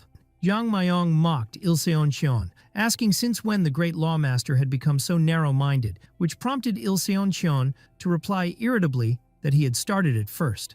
Jiang Mayong replied that he was simply annoyed in front of a bright-eyed, passionate disciple, and Ilseon retorted that this disciple had ended up in trouble precisely because of his sharp tongue. Jiang Mayong smiled proudly, calling it eloquence, but inwardly questioned how Yun had managed to manipulate someone like Elder Yang so easily with mere words. He then turned to Ilseon and asked seriously why he had joined them, saying his presence couldn't simply be to watch over them.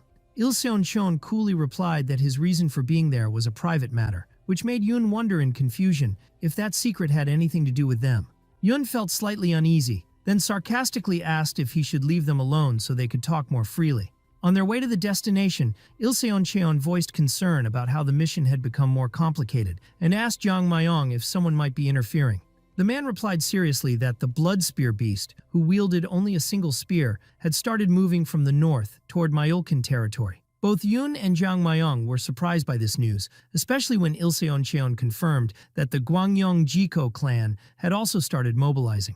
Jiang Mayong explained that this clan had been in a blood feud with the Myolkin clan for generations, and that the current leader of this clan was the one who had severed Jiang Sunho's arm. He continued that the Gwangyong clan had taken control of Myolkin's lands, prompting the palace master to approve an arrangement between them.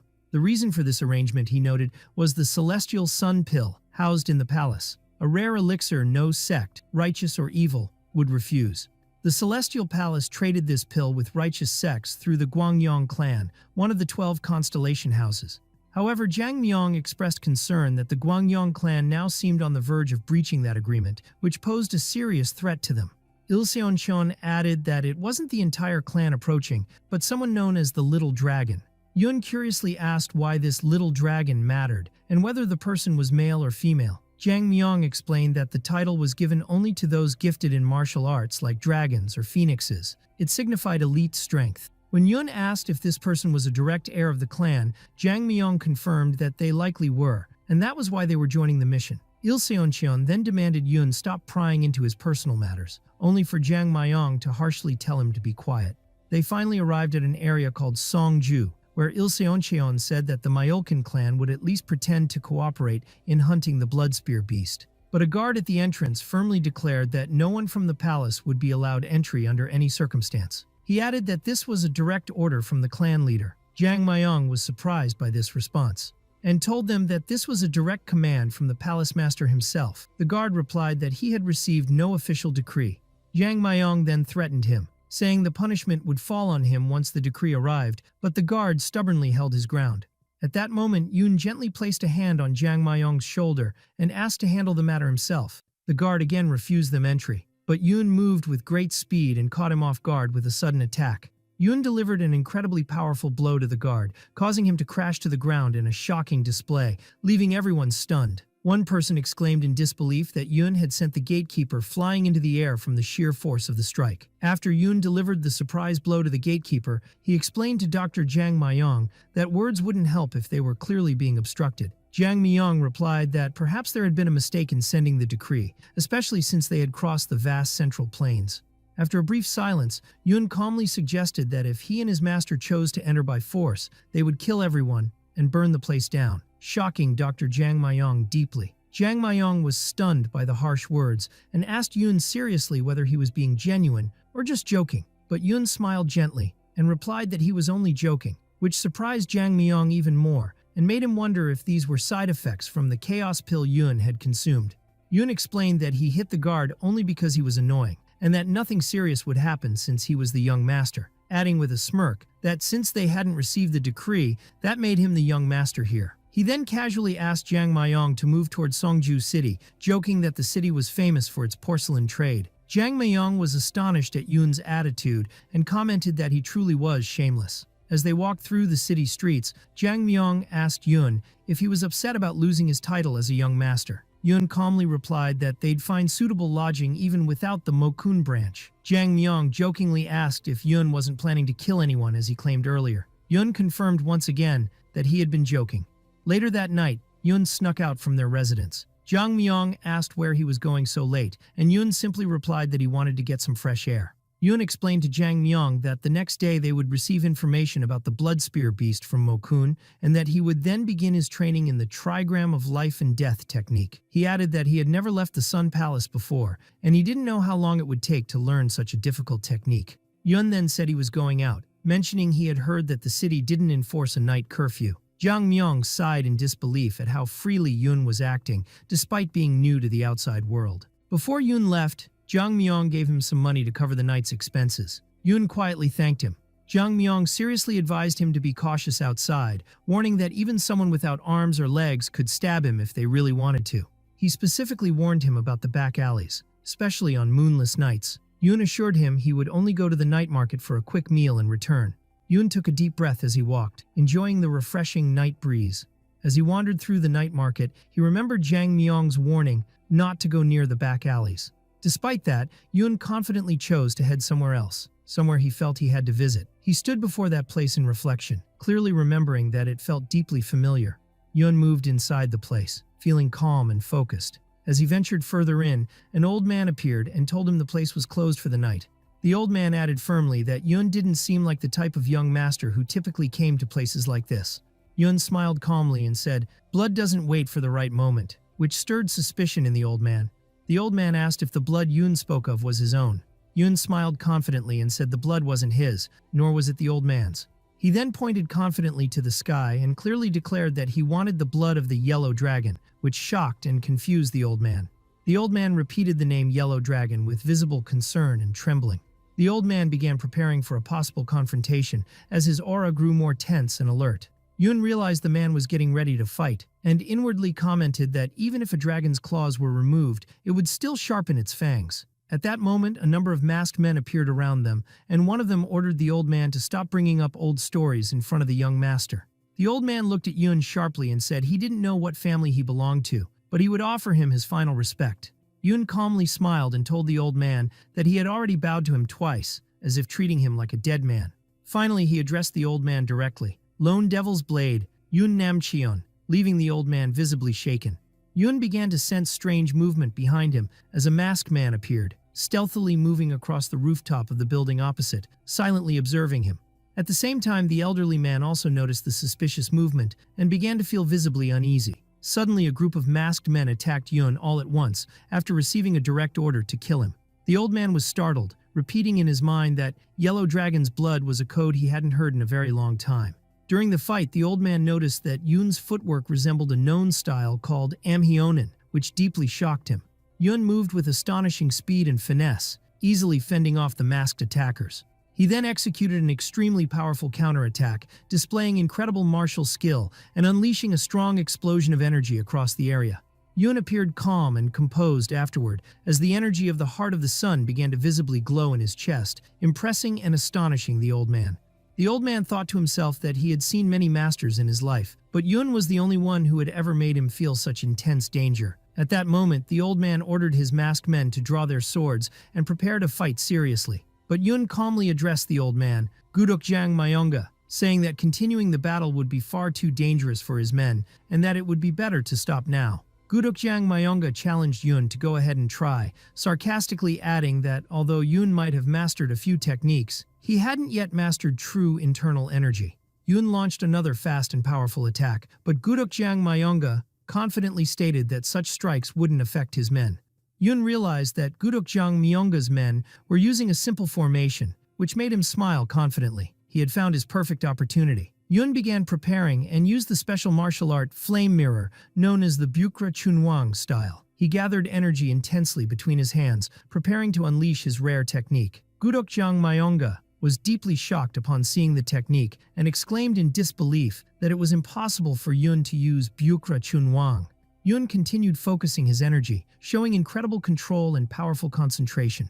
He then released a massive surge of solar energy toward his opponents. Yun declared powerfully that he was the warlord and unleashed a devastating attack. After the destructive strike ended, Yun approached the old man and asked if he was ready to talk now, leaving the man trembling in shock. Yun stepped closer to Gudokjang Myonga and repeated the name of the combat style, Bukra Chunwang, calmly, right in front of his face. The remaining masked men took a step back in fear and anticipation, waiting for their leader's reaction. Gudokjang Mayonga, in utter shock, repeated that what had just happened was truly the legendary Byukra Chunhuang technique. He then asked quietly if Yun's footwork also came from the Amhyonin style, and Yun confidently confirmed that it did. Gudokjang Mayonga burst into loud laughter and exclaimed that Yun was completely insane, then demanded to know his true identity. Yun calmly smiled and replied that he thought this place didn't allow questions, surprised by Gudokjang Myonga's behavior. Gudokjang Myonga responded in astonishment. The 6 laws of Yukmu, commenting that it had been so long, he had nearly forgotten them.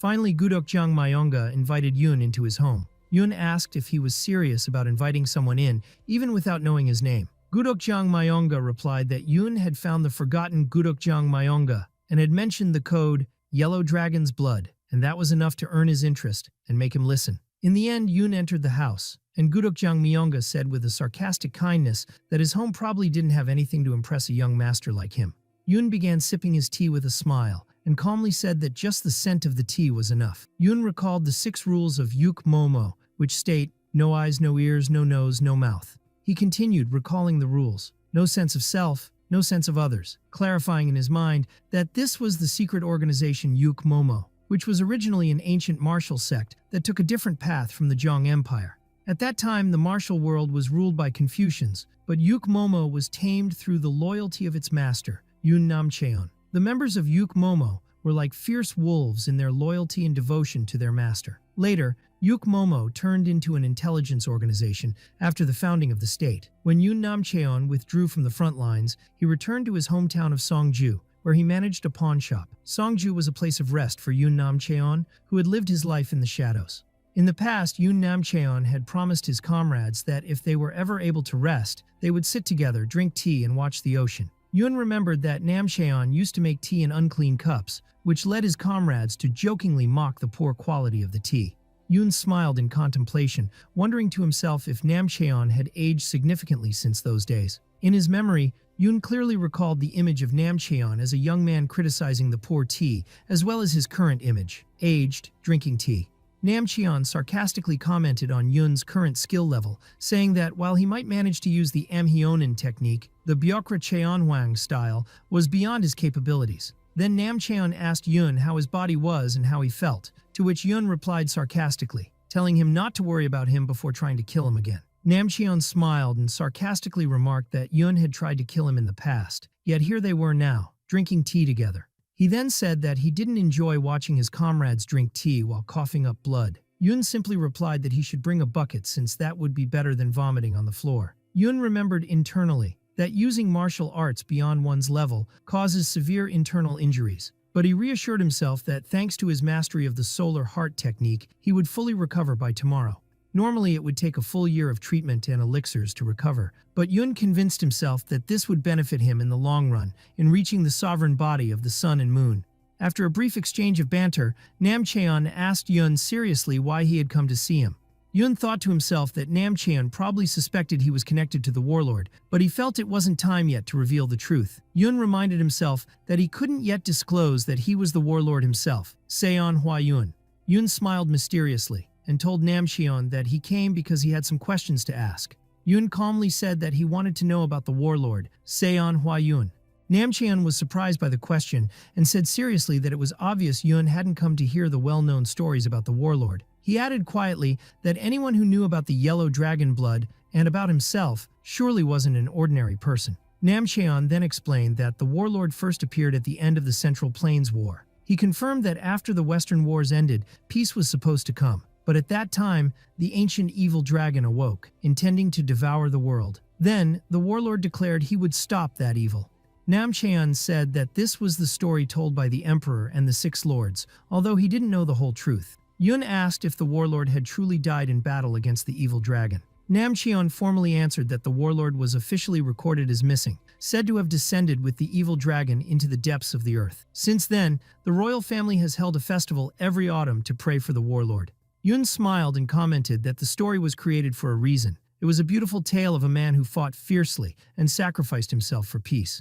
Then Yun asked Namcheon seriously if he truly believed that the warlord had fallen with the evil dragon into the depths of the earth. Namcheon paused for a moment and then said that Yun's manner of speaking felt strangely familiar to him, that he made others speak at length, only to intervene at the most crucial moment. Namchaeon then smiled and said that the warlord was known among them as the chatty warlord, and remarked that he now saw the same impudence in Yun. He then said that the Byokra Cheonhwang style was used only by the top masters of fire mirror techniques, while Amhaeonin was known to only a very few. He added that the only person known to have mastered and used both techniques was the warlord himself. But he then pointed out that 15 years later, someone else had appeared using the Byokra Cheonhwang style again. Yun asked if Namchaeon thought he was connected to the warlord, and Namchaeon replied that Yun was mistaken and that he had only come to get free information. Namchaeon explained that the yellow dragon blood blade was a secret known only to the royal family and the Seven Sword Peaks, and only they knew of its presence in that location. In the end, Namchaeon said he wouldn't ask or answer any more questions, but he had already sent his men to uncover Yun's true identity. Yun smirked and said that Namchaeon was truly generous. Namchaeon replied that he should answer Yun's question first, and clarified that after the battle, he had gone personally to Nawaguk, and even if it were a legendary dragon, it would be impossible for the warlord to be defeated by it. He continued his explanation, stating that despite everything they searched for after the warlord's disappearance, all they found were traces of explosions estimated at 2,000 guan and remnants of martial techniques that only the warlord himself could have used, but no trace of a dragon's body or scales. Namchaeon then added that since the warlord disappeared, the seven masters returned to their provinces and became regional lords, without making any notable moves since. Even the Sword King, Sang Weibok, had remained silent in his residence in Changrang for years, specifically since the warlord vanished. He added that no one could say for sure whether the warlord disappeared of his own will or was forced into it. Yun thought to himself that this man was indeed the Namchaeon he remembered. Namchaeon then asked Yun seriously if he sought revenge as the warlord's successor. Yun smiled and said that was what the old man thought. Then Namchaeon asked directly if the warlord was still alive. Yun replied calmly that he didn't know if the warlord was alive or not, but inside, he reaffirmed to himself that he was the warlord. When the old man asked what relationship Yun had with the warlord, Yun replied directly that there was no connection, but internally he said, "I am the warlord, Namchaeon." The old man was silent for a moment, then quietly said he would believe Yun's words this time. He then asked Yun to smile, saying he wanted to see him happy, the happiness the warlord could never attain. Yun smiled softly and told the old man he understood what he meant, and inside, he resolved to honor that wish. After that, the old man took out a small box and handed it to Yun, saying it was his final gift to him. Yun asked anxiously why he sounded like someone preparing to depart. Namchaeon asked if Yun knew about the organization Jeonryong Jihai, explaining that it was where the best members of Yuk Momo gathered to collect and analyze information. He added that he had created his own version of this organization. Yun held the documents in astonishment, repeating the name Jeonryong Jihai with clear surprise at what he was hearing. Namchaeon explained that since he couldn't accompany Yun, he would send someone else in his place, and pointed to a person who suddenly appeared behind Yun, introducing her as Sibir Yang. Yun looked toward the figure behind him in confusion, wondering if he was really supposed to take with him the person who had just pointed a sword at him. The old man assured him that this person would be very useful to him. Yun agreed, saying he would do so. As he turned to leave, the old man said there was something else Yun needed. He smiled faintly and asked Yun if he didn't need information about Seongju City, calling him fourth young master of the Sun Palace. Yun was stunned to realize the old man had already discovered this, thinking to himself that this was the expected level of the Yuk Momo organization. Elsewhere, a commander named Gong, a leader in the Mugen Association, commented that Yun was extremely stubborn, noting that despite his level, he had dared to speak boldly before the palace master using only mental strength. The senior commander was shocked by Yun's mental fortitude, which allowed him to withstand the palace master's presence despite lacking martial power, wondering if a tiger cub remained a tiger in the end. This commander turned to Wing Lord Gong and asked what he thought should be done about Yun. Wing Lord Gong began a lengthy preface about the region's history and the importance of the Mugen organization, but another commander cut him off, urging him to skip to the point. Gong responded clearly that if it were up to him, he would send squad leader Chong Miui to eliminate the fourth young master in revenge for second young master Ji Chun-hyuk. Chong Miui replied firmly that he would tear him apart if he got his hands on him. But another commander warned against reckless action, citing the presence of the palace master's two powerful arms, Maui and Bok Mujan, which could provoke the master's wrath upon them. Wing Lord Gong suggested simply carrying out the attack in a way that couldn't be traced back to them, just as others had done before, attacking and then denying any involvement. One of the commanders asked if the doctor would discover their scheme easily. Gong replied that they just needed to keep him occupied for a while.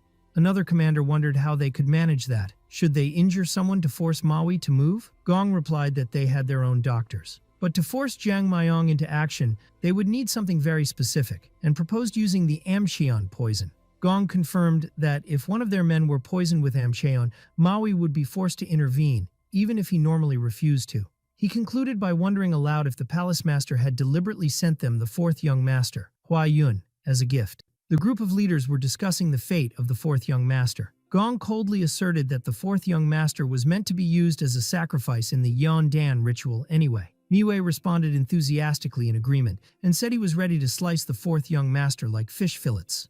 A third leader explained that they would not send just one leader, Chung Miwei, but also deploy the Tamjo unit with him to ensure success. He then added that the first sacrifice is usually difficult, but the second one becomes easier. After that, the leader firmly declared that blood must be repaid with blood and ordered both the Hulabarang unit and the Tamjo unit to move immediately to start the operation. Elsewhere, in a spacious hall, Dr. Jang Myung appeared, calmly telling Yoon, who was approaching him, that he was late. Yoon immediately replied that they should attack the Mogollon Association, which surprised Dr. Jang Myung, who sharply asked the reason for that. He questioned why Yoon would attack the Mogollon Association and whether it was the same organization he had clashed with the previous night. Yoon corrected his assumption, clarifying that he meant the Mogollon Association his master was thinking of. The doctor confirmed that he knew very well it was the greatest power under the Sun Palace. Yoon asked sharply and with concern why he wanted to attack the Mogollon Association, which was considered a major force. Yoon calmly replied that he had discovered something important the previous night. Jang Myung asked in amazement how he managed to discover something so quickly in just one night after leaving the Sun Palace for the first time. Yoon replied that he would explain later, but first, he asked him to listen carefully to what he had to say now. The doctor agreed and asked him to begin, so Yoon directly asked if he knew when the blood-robed demon first appeared in Seongju City. The doctor answered that it was about a year ago, so Yoon asked if anything specific happened at that time. Jang Myung answered thoughtfully that he had indeed been requested by the Haryong Merchant Guild, affiliated with the third young master Chunhan, to treat someone who had been poisoned. He explained that he refused to go because he knew the patient was beyond saving, and the guild avoided entering the Mogollon region to prevent conflicts.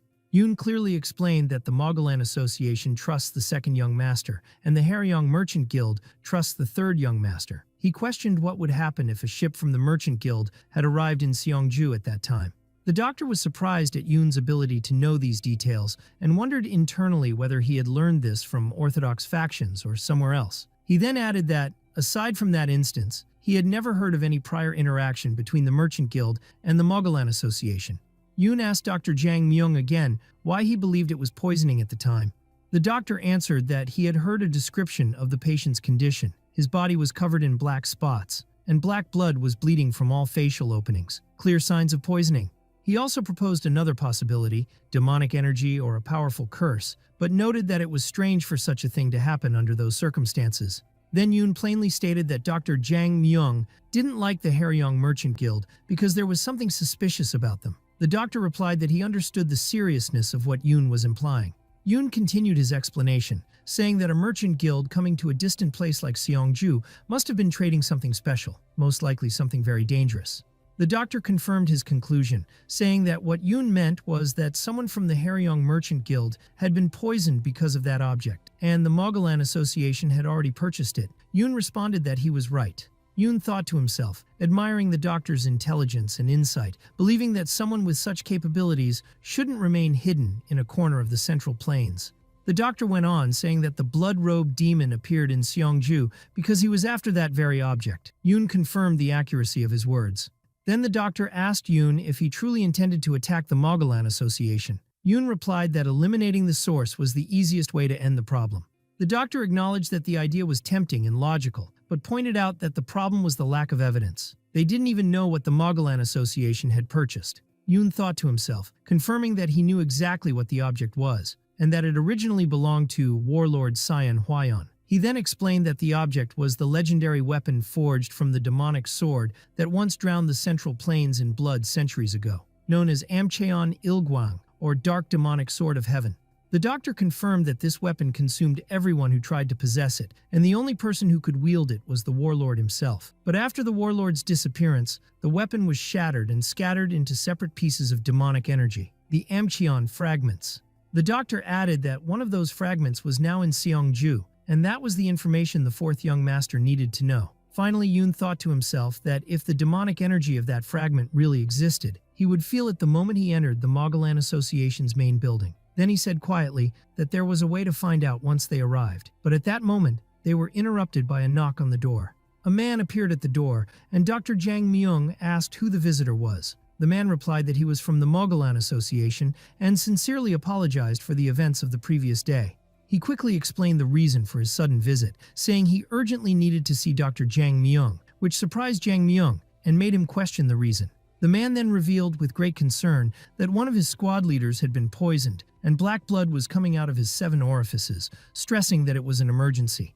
The man insisted they move quickly, prompting Jang Myung to nervously ask who the poisoned person was that had caused such urgency. When the man couldn't answer due to strict orders, Dr. Jang Myung refused to go with him, explaining that he couldn't help without knowing the details. The man sighed, admitting that strict orders had come from his commander, and that he was aware of how deeply their young master had been affected by the injury previously inflicted by the fourth young master. When Jang Myung asked if it had anything to do with the current situation, the man responded that the poisoned individuals were now the gate guard and Dr. Su Ra-hyung, Jang Myung's close friend.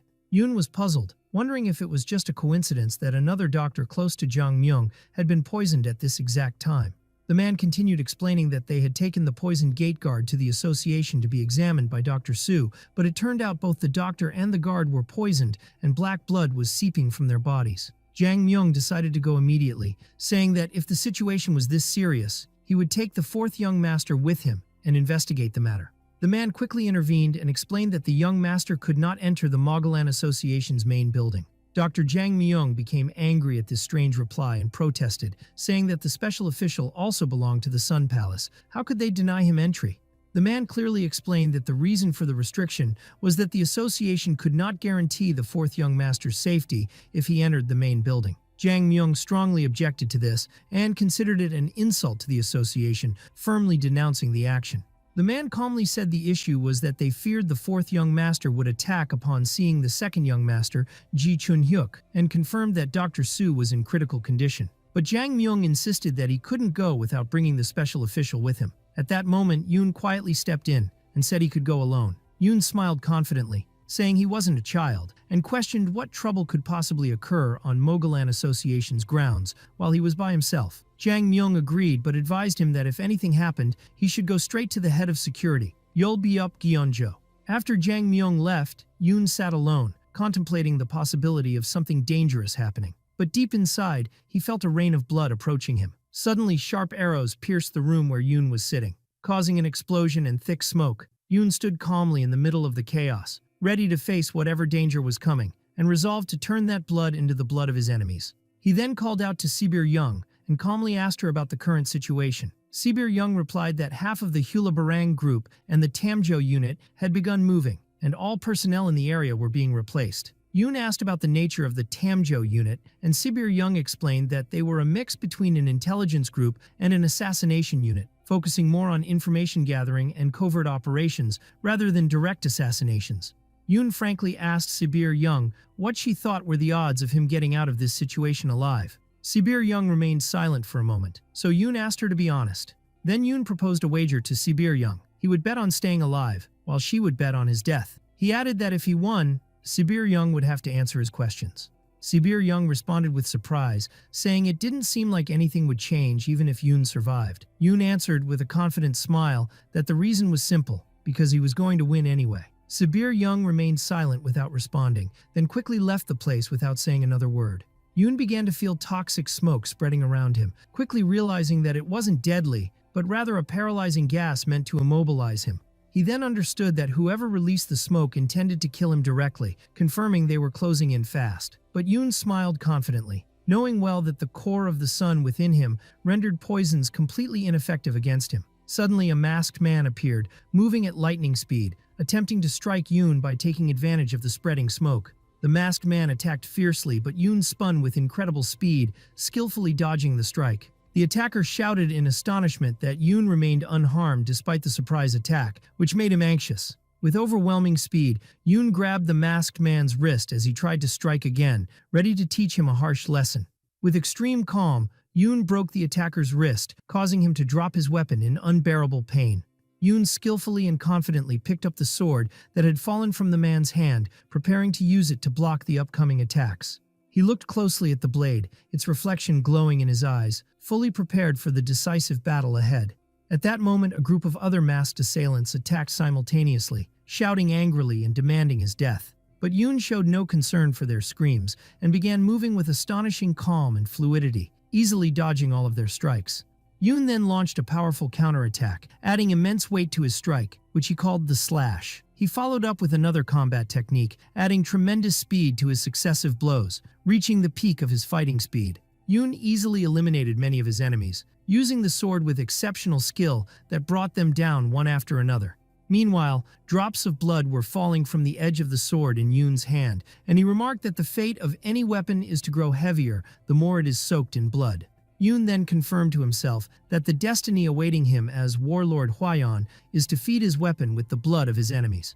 The remaining attackers immediately began to retreat, screaming in fear, "Fall back, and everyone withdraw."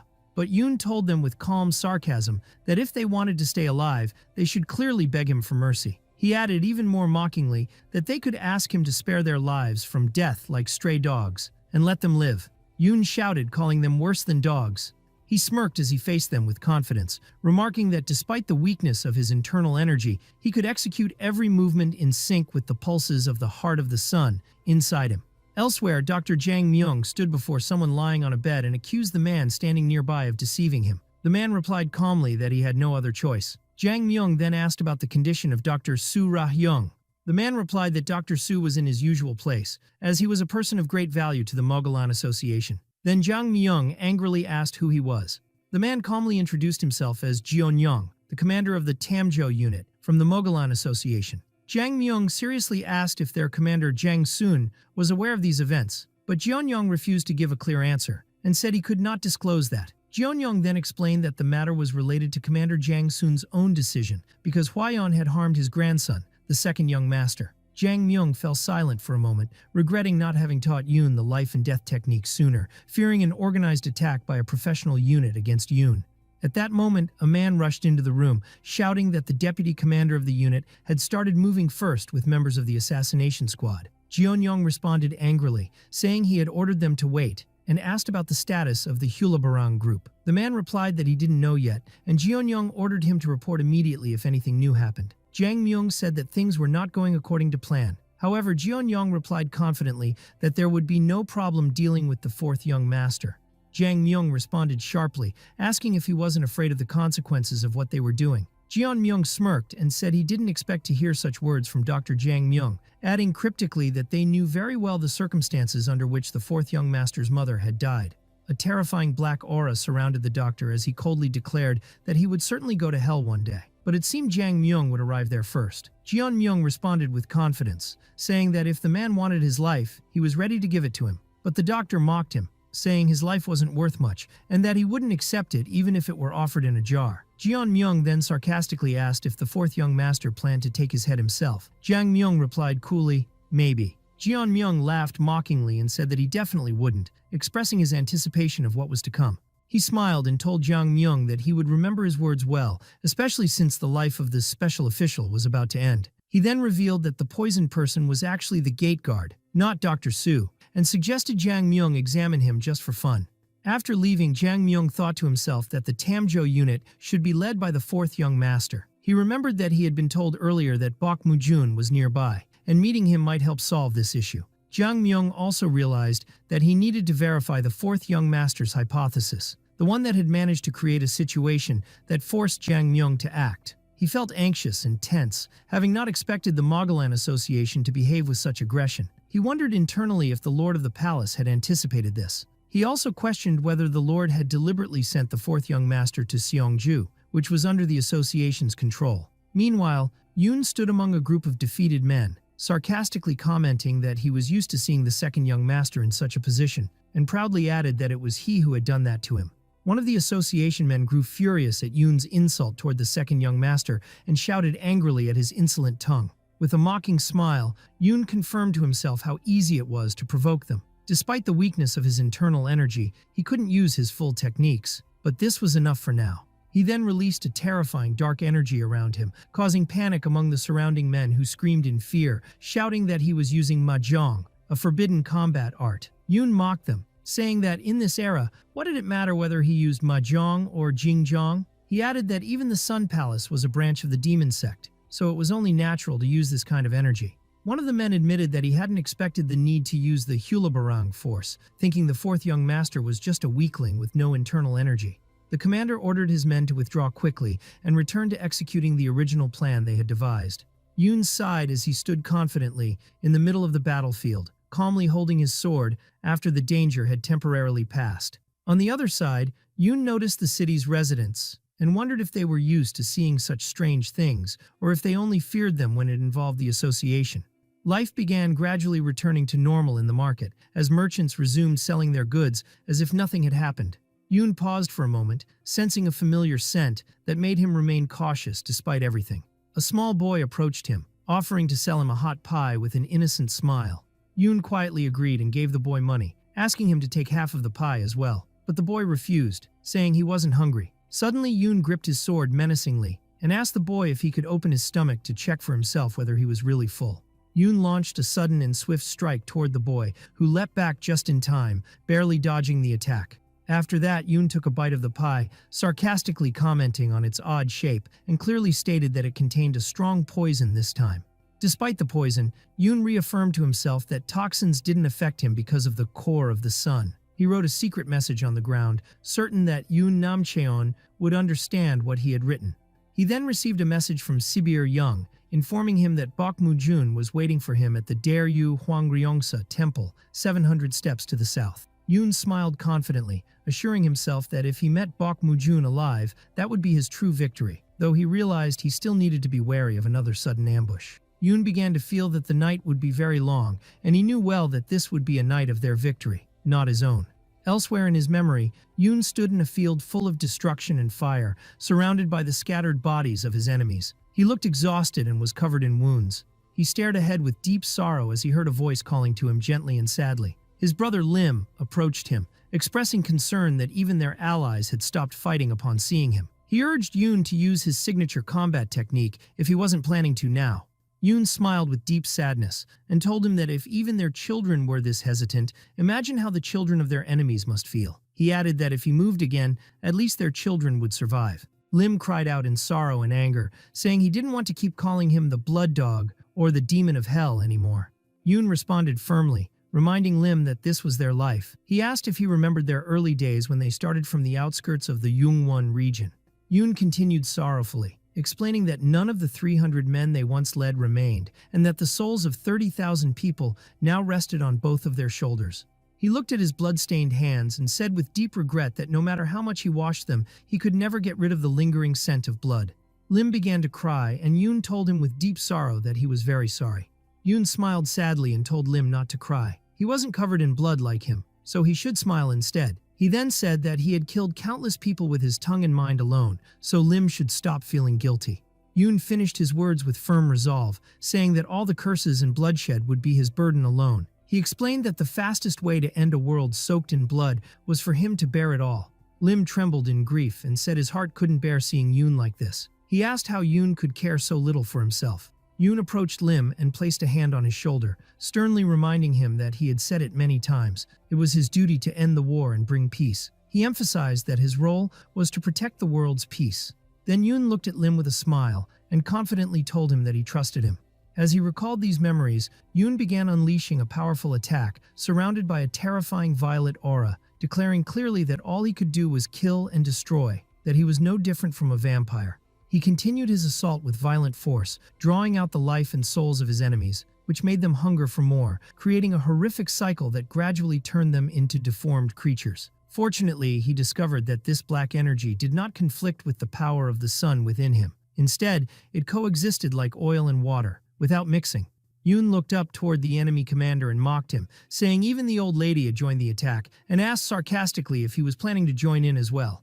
The commander trembled in fear and anxiety, asking Yoon nervously if he was really the fourth young master. Yoon mocked him, saying, "What else would I be but the fourth young master?" Then added with sarcasm that if the commander wanted to let his men die, he should do it himself, or Yoon would come up there himself. The commander shouted angrily that Yoon was an evil demon. Yoon replied coldly and mockingly that the real demon was the one sacrificing his followers like this.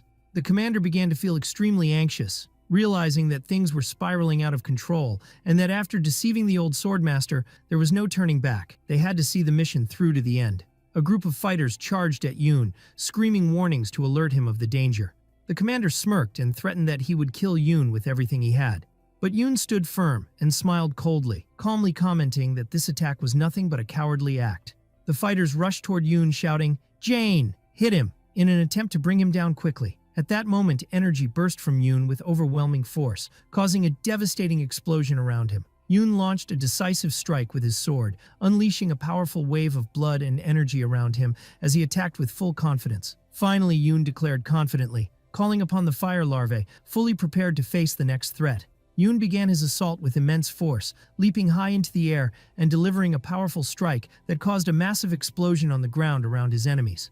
He then landed swiftly and skillfully, holding his weapon as he evaded attacks from enemies trying to strike from all directions. Yoon continued his assault with agile and powerful movements, expertly using his sword to deflect enemy blows and strike back with all his might. He moved with astonishing speed, channeling the dark energy surrounding him to unleash a devastating blow that shook the area with its sheer power. Yoon raised his hand toward the sky, summoning powerful lightning bolts that surged into his weapon, which began to absorb this overwhelming energy. His eyes glowed with lightning as he directed his terrifying aura, preparing to unleash his finishing blow on his enemies.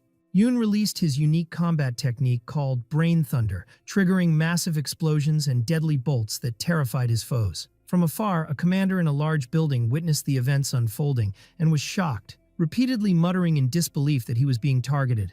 The commander's face turned tense as he muttered to himself, "No," realizing that things had spiraled out of his control. Lord of Law, Seo Cheon, was also observing the events.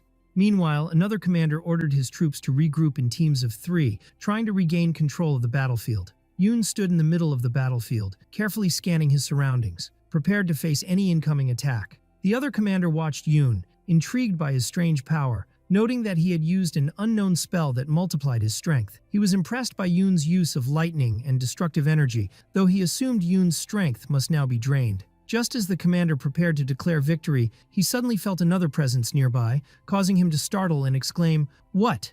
Yoon appeared before him with a calm expression, and a voice asked coldly whether he needed any help, leaving the commander completely stunned. Yoon turned towards someone who suddenly appeared behind him and asked coldly why they were there. It was a mysterious girl who replied calmly with a confident smile that she was merely passing through by coincidence. She explained that she was headed toward the large building, as she had a scheduled appointment there. Yoon asked her calmly and steadily for her name. The girl kindly introduced herself as Hua Yoon, adding that she was an unwelcome guest in Seongju City and didn't know where to go. Internally, Yoon was surprised by her sudden appearance and realized it was impossible that this was just a coincidence, especially during a bloody battle like this. The girl sensed that the confrontation had reached its peak and began to prepare seriously for what was coming. She spun a long red ribbon around her with graceful speed, readying herself for battle. She told him confidently that he could trust her, but he responded bluntly that he wasn't interested in her skills. He simply wanted to know whether she was a friend or an enemy. She replied with a calm smile that she could still be his ally, prompting him to ask why. She gently explained that the people trying to kill him were also trying to kill her, prompting one of the enemies to comment that they had never tried to kill a woman like her before. Yoon asked whether the person she wanted to meet was located at the top of the tower, and she confirmed that she had an appointment there that she couldn't turn down. She added that this person was surely observing the situation, and that she couldn't ignore visiting the northern region of the Sun Palace, especially given the prominence of its name. Suddenly, a group of warriors appeared and began to confront Yoon and the girl, declaring that if she had an appointment with Bimo Jin, then she must be Nalanshu of the Radiant Dragon Tiger. Yoon realized that he and the girl were now in the same position, both on their way to meet the same person, but these warriors were trying to stop them. She smiled and gently added that she was glad he was finally starting to believe her. Yoon replied bluntly that he saw their relationship as more of a deal than trust, and sarcastically asked if she was afraid of blood. Hua Yun Lian said she would take care of half of them, and it was clearly announced that he would handle the other half of the enemies, expressing his admiration for the idea. Yun charged toward the enemies with all his strength, while Hua Yun confidently said she would take care of the rest. From a high place, one of the dignified individuals wondered if the reason behind the appearance of the Master of Combat was that young man Yun. Seo Cheon added that the title Master of Combat was more than he deserved, and asked that he be called simply Northern Combat Master. He calmly raised his hand under the rain and said that the young man was the boy who summons the wind. But the problem, according to him, was that the wind was filled with the scent of blood. The other person asked if that boy was his disciple. Seo Cheon replied that he hadn't taught him yet, and the other smiled with relief and said that was good. Seo Cheon asked why he felt relieved, and he replied that the boy would die at his hands today, so he wouldn't have grown attached to him yet. It turned out that this person was the leader of the Silent Cloud sect, Cheong Mui, and he spoke with absolute confidence that he would kill Yun. The Northern Combat Master looked at him calmly and sarcastically asked if he thought he wouldn't stop him from doing so. Cheong Mui began to think to himself that although he had exchanged blows with him before, he still hadn't reached his level. Cheong Mui continued, saying that he knew well the Northern Combat Master only attacked if the opponent was guilty, and that had always been the case. He added that the wounds of the past had not yet healed, and that too much blood had been spilled to forget the memories so easily. Seo Cheon continued by saying that the Silent Cloud sect had wanted to reach the level of the Flower Realm, and Mui responded that, meanwhile, the Sun Palace had sought influence in the south, which they had agreed on from the beginning. But after 20 years they had gained nothing, while the leader of the Jisangzhen sect had managed to reach the Flower Realm despite being just a peak-level warrior. Cheong Mui continued that he had endured it all, thinking things would improve when Ji Chun-hyuk became the sect leader. But Chun-hyuk had been severely injured by Yun to the extent that he might never return as sect leader, which is why Cheong Mui had remained calm. Seo Cheon asked if the reason he stayed was only for the sect and for that young master, affirming that he would have left otherwise. Cheong Mui smiled and said he admired the Northern Combat Master because he was decisive and clear, and so he had prepared a gift for him. At that moment, lightning struck powerfully in the sky above the palace, increasing the tension of the scene. Cheong Mui said that the gift he had prepared would show its value when those who were lured began to appear. They watched Yun from afar as he fought with everything he had, and Cheong Mui said he had given the young master a chance to live a little longer. But the Northern Combat Master replied that what he meant by a good gift was that it might allow them to see the true sunrise. The Northern Combat Master confirmed that the sect leader was the sun, but in reality, he was merely someone approaching it, not the sun itself. Cheong Mui was shocked and angrily asked if he meant that the sect leader's attainment of the Flower Realm wasn't legitimate. Then he asked anxiously if that seemingly useless boy, referring to Yun, was truly the one who would reach the real Sun Realm. Meanwhile, Yun was fighting fiercely, astonishingly defeating enemies with ease. Yun raised his sword high with great power, ready to deliver his decisive strike. Yun unleashed a massive attack filled with lightning and energy, causing the entire area to shake violently. Yun stood in the middle of the battlefield and looked upward, addressing the Northern Combat Master, saying that he hoped he was watching him well. Then he continued with strength and confidence, shouting the name Northern Combat Master. Cheong Mui screamed in terror, "No!" realizing within himself that Yun was the true sun that had emerged in the midst of this chaotic battle. In the end, Cheong Mui asked the Northern Combat Master in utter shock how long he had known that the young master was this exceptional. Cheong Mui began to wonder inwardly whether Ji Chun-hyuk's defeat had been destined all along. The mysterious Hua Yun launched forward at incredible speed, attacking her opponents with her long red sleeves, causing them to fall to the ground from the sheer force of her strikes. One of the enemy men shouted firmly, ordering everyone to attack Yun and capture him quickly. But Yun unleashed his terrifying power with a swift and sudden movement that stunned his attackers, leaving them unable to respond. Yun looked utterly terrifying as he moved with incredible speed, leaving behind the scattered corpses of his enemies on the ground. One of the remaining fighters trembled as he described Yun as a demon after witnessing his terrifying power.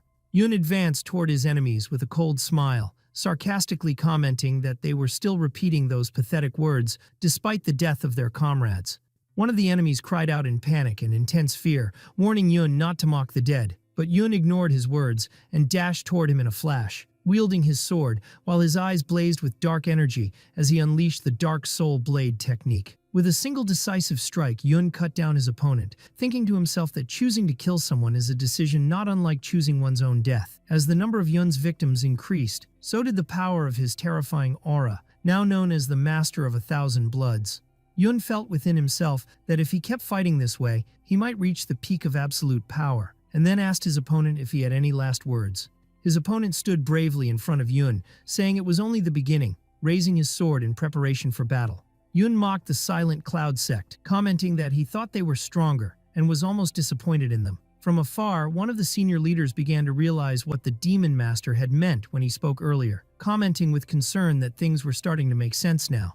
The enemy commander smiled confidently, deciding that he would not die alone and that he would take Yun with him to the grave. The mysterious Hua Yun asked Yun if she should intervene to help him, but Yun calmly refused, insisting on facing his opponent himself as a man. Yun said that his opponent had placed his life on his sword, so he must do the same as well. The two began preparing for the decisive battle amid intense tension as Hua Yun silently observed the situation. Yun's eyes glowed with a terrifying red energy as he resolved to end the fight with a single decisive blow, just as his opponent intended. The opponent charged forward at tremendous speed through the heavy rain and the surging energy, preparing to unleash the 400 cutting strike technique. Yun responded calmly and confidently that he had not yet fully regained his former power, but he would show his opponent the power of the Annihilation Blade. The two fighters' strikes collided with immense force, causing a violent shockwave and a massive explosion in the area.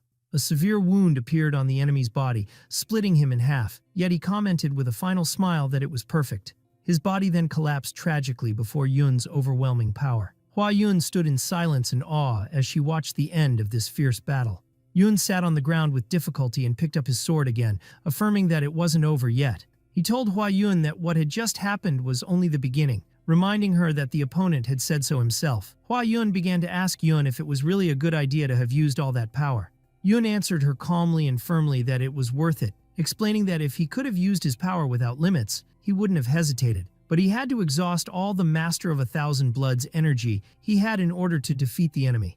Yun thought to himself that he had finally realized Hua Yun's true identity, then turned to her with a slight smile and asked her directly if he was right. Yun continued, explaining that this Hua Yun was from the Scarlet Dragon clan Juko, and her real name was Little Dragon Myung-hon. Surprise appeared on Hua Yun's face as she stared at Yun without saying a word.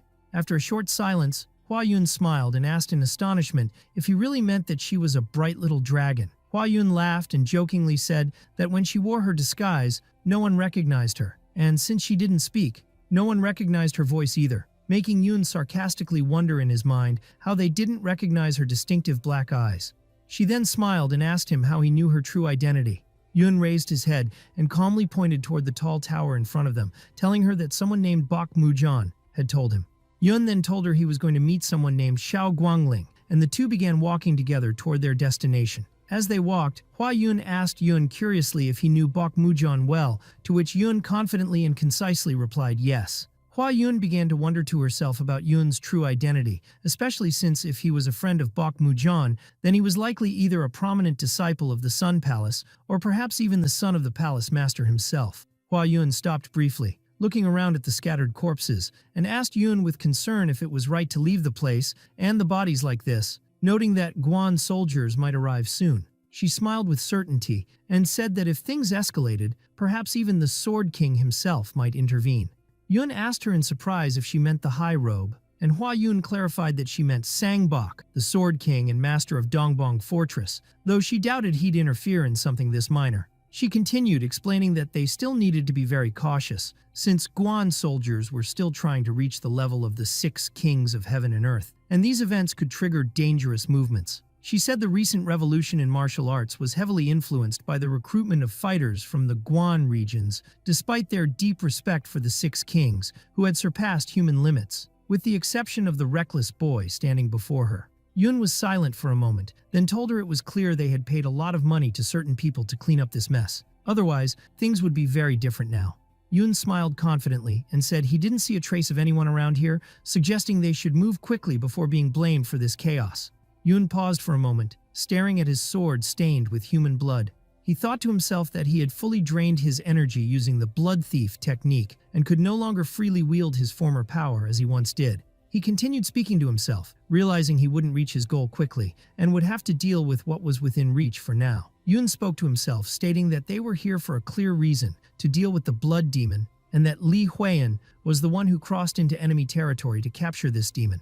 While walking, Yun wondered why they were trying to capture that demon, and she calmly replied that the orders said he must be captured. When Yun asked her whom she meant, Hua Yun replied clearly that it referred to the chief of the Scarlet Dragon clan. She thought to herself that Yun wasn't planning to hide anything from her. She asked him with a smile if there was blood on his face, and when he answered no, she wondered why Bok Mujan told her to come here. She explained that Bok Mujan said the Bowmaster had asked him to send her, which made Yun slightly surprised when she mentioned the name Bowmaster, and he asked if that master was the same one who had fought the Heavenly Dragon clan in the past. Hua Yun confirmed that this was true, and that it was indeed him, from the Bow Fortress, according to what she had been told earlier regarding the current structure of the martial world. Yun and the mysterious Hua Yun began discussing the current political situation. She explained that the current factions were divided into two main groups, the Crusaders and the Heavenly Dragon Alliance. She went on to clarify that the Crusaders were aligned with the Ming clan, while the Heavenly Dragon Alliance was led by the Iron Emperor's Knights and the Eastern Elite Formation sect. As they walked together in the rain, Yun sarcastically wondered to himself how she could feel any loyalty to the Sunmaster sect. Hua Yun responded with a calm smile, suggesting they ask the Cross Star Master why he gave such orders. Yun gently said he had expected her to be curious, and she jokingly laughed, replying that he was definitely a kind person. She then continued, explaining that there was one truth in today's martial world. The coffin is stronger than martial arts. Hua Yun clearly pointed out that even increasing the number of martyrs 100-fold would not enable them to stand against any of the 6 great royal families, let alone the imperial family itself. Yun said sadly that the martial world had clearly been exploited under the name of the Tri-System. The girl agreed with Yun's words, adding that true martial artists had not participated in the last great war, which is why everyone now viewed them negatively. Yun expressed his frustration, explaining that strength in this world is mostly measured by the amount of blood spilled in past wars. He continued, recalling the days he wanted revenge against those who just watched and didn't help, but he never acted on it. He added sorrowfully that all he did back then was feel pain and sadness. The girl explained to Yun that Guan had withdrawn from the martial world to achieve self-governance. She added that this situation closely resembled the current conflict between the Crusaders and the Heavenly Dragon Alliance. Yun seriously asked who, under these conditions, could control the Crusaders. The girl answered that only the Emperor or the royal family could do so. She also mentioned that the current leader of the Crusaders was a very cunning man who didn't hesitate to strengthen his power. She confirmed that this was precisely why her family had sent her to this place. She continued, explaining that her family was well aware of this, and that's why they had sent her here. Inside, Yun realized that the reason she followed him was because her Scarlet Dragon Juko clan clearly showed hostility toward her own family. She asked him if the information she had given was helpful, and Yun replied that it was somewhat helpful, causing her to respond with sarcastic disappointment. Yun thought to himself that he hadn't realized that an imperial or royal family directive was actually part of his plan. He wondered how the political system had survived this long, then concluded in his mind that he hadn't expected the political factions to be split between the Crusaders and the Heavenly Dragon Alliance as a way to divide them. Yun then began thinking deeply about the absence of any mention of Amshin, formerly known as T, and wondered what that might signify. Hua Yun returned to ask him clearly if she could capture the bleeding beast, affirming that she needed to do so. She also asked him to obtain the red spear and give it to her, and Yun promised he would consider it. Yun suddenly remembered that the bleeding beast had a red spear that looked like his old one, which deeply shocked him. Yun wondered if his red spear had fallen into the wrong hands, realizing that he had to meet that notorious beast. In the end, under the moonlight on a rainy night, their steps paused briefly on the blood-soaked ground, both of them serious and bracing for what was to come. Yun and Hua Yun stood in front of a large building on a rainy night when suddenly they heard a man's voice from inside, praising Yun's combat skills and saying that such abilities were rare to witness in Seongju. Yun gripped his sword tensely and asked sternly who that mysterious person was that had just spoken to him. The doors of the massive building suddenly swung open, and a large man appeared in the doorway, surrounded by a terrifying red aura. The large man smirked slyly and said it was rare to see a woman that beautiful in Seongju. Hua Yun responded calmly and sarcastically, saying that it was just as rare to see a man as hideous as him. The man coldly smiled, revealing the handle of his massive blade, and said that if he killed them now, they wouldn't get another chance to see his body. Yun remembered internally that he couldn't use much of his power. He could only muster 2 strikes of Heart of the Sun, which made him worry about whether he could defeat such a strong opponent. Hua Yun looked at him with a confident smile and told Yun not to worry, that it wouldn't be difficult for them together. The large man sneered at the idea of the 2 of them facing one person, accusing them of cowardice for not confronting him alone. Suddenly, a large number of men appeared and began surrounding Yun and Hua Yun, worsening the situation. They felt extremely uneasy due to the overwhelming aura and the scent of black blood filling the area, wondering where these forces had suddenly come from. Hua Yun asked Yun to stay behind her, explaining that they were surrounded and the situation was extremely dangerous. She said that escaping might be easy for her alone, but not while he was with her. Yun objected, saying it was arrogant of her to assume she could protect him. But Hua Yun confidently replied that she had seen him use all his strength during the previous Red Sword attack, and that it had drained his energy. The large man mocked them, saying they were clearly trapped and couldn't escape. Hua Yun offered Yun to close his eyes for a moment, as she was about to do something that might be too violent for him. The large man grinned maliciously and told the girl that she could leave if she wanted. They only wanted Yun's head, but Hua Yun ignored his words and asked if they could enter the building, which left him deeply confused. Hua Yun smiled sweetly and explained that she had 2 promises, an old promise and one that was made just a day ago. Her words made the large man uneasy, and he looked to his men in confusion, wondering about her true identity. Then she called out loudly for Yadodai Cheongmue. From the top of the tower, another large man appeared, laughing loudly and mocking the situation, wondering who this Hua Yun was to seem so confident. The large man leapt from the top of the tower into the courtyard, smiling as he said that Hua Yun seemed to know him well. Hua Yun responded firmly, confirming that she did indeed know him, and revealed that she was the daughter of Li Guang, shocking everyone. Hua Yun clearly announced that she had come to fulfill an old promise between her and Cheongmue. The large man charged rapidly into the center of the courtyard, wielding a massive spear in preparation for battle. Silence fell for a moment after this dramatic entrance, and the tension was clearly visible among the surrounding men. Finally, the large man stood firmly in the center of the courtyard, ready for a fierce confrontation. In the past, Li Guang, known by the title the Luminous Dragon Tiger, would display his immense power by raising his glowing sword before his opponents.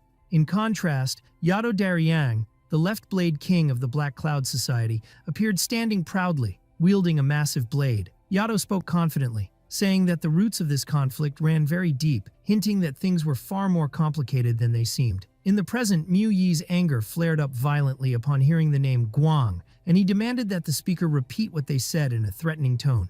A girl standing in the background explained that this Guang was the same person who had killed her martial arts master and the entire squad, even Master Chao. Hua Yun also became enraged, calling him a scoundrel and expressing her hatred for him clearly. An angry Mu Yi stepped forward toward Hua Yun mockingly, saying this was the first time he'd heard that Guang had a mistress. Hua Yun confidently and firmly responded that she was no mistress, she was Li Guang's daughter. He burst into sarcastic laughter, saying his eyes must be deceiving him, as his followers joined in mocking Hua Yun's words. His men scoffed that this Hua Yun didn't look like his daughter at all, and laughed at her statement with ridicule and disdain. At that moment, Hua Yun stood her ground amidst their mockery, while they mocked her further, asking if she had lost her mind. But Hua Yun gave a calm smile and asked the warrior Cheongmu Yi if he was afraid. She went on to explain that she knew he was a coward who betrayed others behind their backs once the battles ended and their guards were lowered. The warrior began to grow angry and confused by her words, calling her a chatterbox. His followers erupted in fury, questioning why she was accusing their master of such vile things. One of them shouted in anger that he would never stab someone in the back, and that his spiritual father had already died, insisting on his honor. Another follower furiously demanded that Hua Yun be killed immediately, calling her an arrogant woman who didn't deserve to live. Mu Yi grew extremely angry and began preparing to take decisive action against Hua Yun. Yun, watching from a distance, said to himself that Hua Yun really was crazy and expressed concern about how things were escalating. He thought to himself that a direct confrontation between the Luminous Dragon Clan and the Mukyung Society should have been stopped by the Master of Law from the beginning, and sarcastically wondered if this was exactly what Behemoth wanted. But the one called Behemoth calmly confirmed that he could not intervene, as these were the orders of the Northern Lord, Mozun. The Master of Law emphasized that this battle must be respected and not interfered with under any circumstances. Meanwhile, Miu Yi's anger intensified as he insisted that Hua Yun represented an enemy to his parents and master.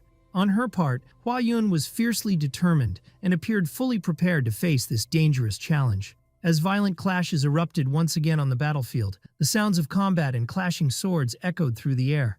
Li Guang unleashed his glowing sword and darted toward his enemies at lightning speed, executing a devastating and incredibly fast attack. He demonstrated exceptional swordsmanship, causing massive chaos among the enemy ranks. In response, Yado Daryang launched a fiery counterattack, leaping from above and aiming a crushing blow at Guang. His fiery strike caused a massive explosion that shook the battlefield, leaving those nearby stunned by its force. In a final confrontation, one of the fighters remarked seriously that what was happening now was merely an old cycle repeating endlessly. The final clash erupted with tremendous speed and power between the two main opponents, leaving everyone anxiously awaiting the outcome of this decisive battle. The intense clash between the two men escalated as Yado Dairang lunged forward with a sudden movement toward Li Guang, swinging his sword and generating a powerful gust of wind. Li Guang narrowly evaded the strike, retreating at incredible speed while the blow left a deep mark on the ground. He quickly regained his balance and prepared to launch an even stronger strike, while his opponent braced himself to block the new attack. A glowing blue aura ignited around Li Guang's body, revealing his overwhelming inner power as he advanced to strike again. Yado Dairang was greatly surprised by Li Guang's speed and strength, realizing the fight had become far more dangerous than he had expected. A confident, defiant smile appeared on his face, showing his enjoyment of the battle despite its difficulty. But that smile soon turned to shock when he suddenly sensed Li Guang's powerful energy closing in on him unexpectedly. The two paused briefly, staring intensely at one another as each sized up his opponent with full concentration. Yado Dairang regained his confidence and gripped his sword tightly, ready to unleash a fierce counterattack. Their strikes collided with tremendous force, triggering a deafening explosion that filled the arena with blinding light and stirred up a powerful storm. From afar, a bald man was hiding behind a tree, watching the battle with deep fear and anxiety, muttering nervously to himself. "My lord." Miu Yi, the bald man, continued watching the scene as the violent fight raged on, with the two men's strikes growing increasingly devastating. He asked himself fearfully and trembling where the northern Mo region was, remembering that his master had told him to summon someone named Bimo Zhang. But before he could finish his sentence, a sudden sound from behind made him turn around in sheer terror. At that moment, a sharp sword pierced Yado Dairang's body in a brutal and unexpected strike, causing blood to gush out violently. Li Guang stood calmly and firmly, while his opponent fell to the ground with fatal wounds before the horrified eyes of the bald man. Li Guang dropped his sword to the ground, visibly exhausted, muttering with difficulty that he had used up all his strength. Miu Yi began to tremble in fear and shock, whispering that his master couldn't possibly die such a pitiful death. Li Guang stood alone in the space, now filled with the scent of blood, struggling to catch his breath after the battle's end. But suddenly, the bald man appeared behind him, shouting loudly as he called out to his master and charged desperately at Li Guang. Indeed, Miu Yi lunged at Li Guang in a fit of rage, screaming that he would avenge his recently slain master. In the present, Miu Yi furiously asked Hua Yun how she knew every detail of what happened, even though the body had been completely disposed of. She appeared before him, calmly staring at him, saying she didn't know how much that bald man actually knew. A terrifying dark aura ignited from Miu Yi, declaring that anything dangerous must be completely destroyed as he began to prepare for an attack. Hua Yun quietly asked if he didn't intend to deny the accusation against him. Miu Yi coldly replied that he didn't need to answer such trivial matters. He threatened clearly while brandishing his weapon that what was obvious to him was that Li Guang could never have had a daughter like her. Hua Yun froze for a moment, wounded by his words, and softly repeated in sorrow, "He has no daughter." At that moment, Yun stood beside Hua Yun, wondering to himself if this time it was his turn to step aside while she faced her own battle. And in the end, Hua Yun removed her cloak, firmly preparing herself for the fateful fight ahead. The scene began with a serious look from Yun as he felt the weight of the moment and realized he was now directly targeted by his enemies. He recalled the time when a red banner fluttered fiercely in the air, a banner Yun believed should never fall on the battlefield. The banner suddenly crashed onto the battlefield with force, creating a dramatic scene. Yet the banner of the Heavenly Northern Commander had always stood firm and unbroken. A warrior carrying the banner approached Yun and asked loudly whether they had truly won the battle. Yun replied with the smile of a victor, affirming that they had achieved a great triumph, calling the warrior by name Chung Am. Chung-am smiled joyfully, thanking Yun deeply for this magnificent victory. Yun remembered Chung-am with great respect and appreciation, stating that he had been the best warrior among them, and that he couldn't even use his weapon to its fullest because he had been carrying the banner. An image appeared of a powerful combat style known as the Grand Heavenly Storm Art, a technique developed specifically for this battle. Yun wondered in his mind as he watched the scene if all these events were tied to some destined fate, recalling the alias used by the mysterious Hua Yun, Scarlet Dragon Juko. He thought about Hua Yun and their shared fate, questioning internally whether it was these very events that had brought them to this point. At that moment, Hua Yun charged into the battle with tremendous force, swinging her long red sleeves in a surprise assault. She struck the enemy with great power, releasing intense combat energy that forced the massive opponent to retreat. Miu Yi, the large man, spoke in a calm yet firm tone, explaining to the girl that martial arts must be used at their peak, or else they will quickly collapse.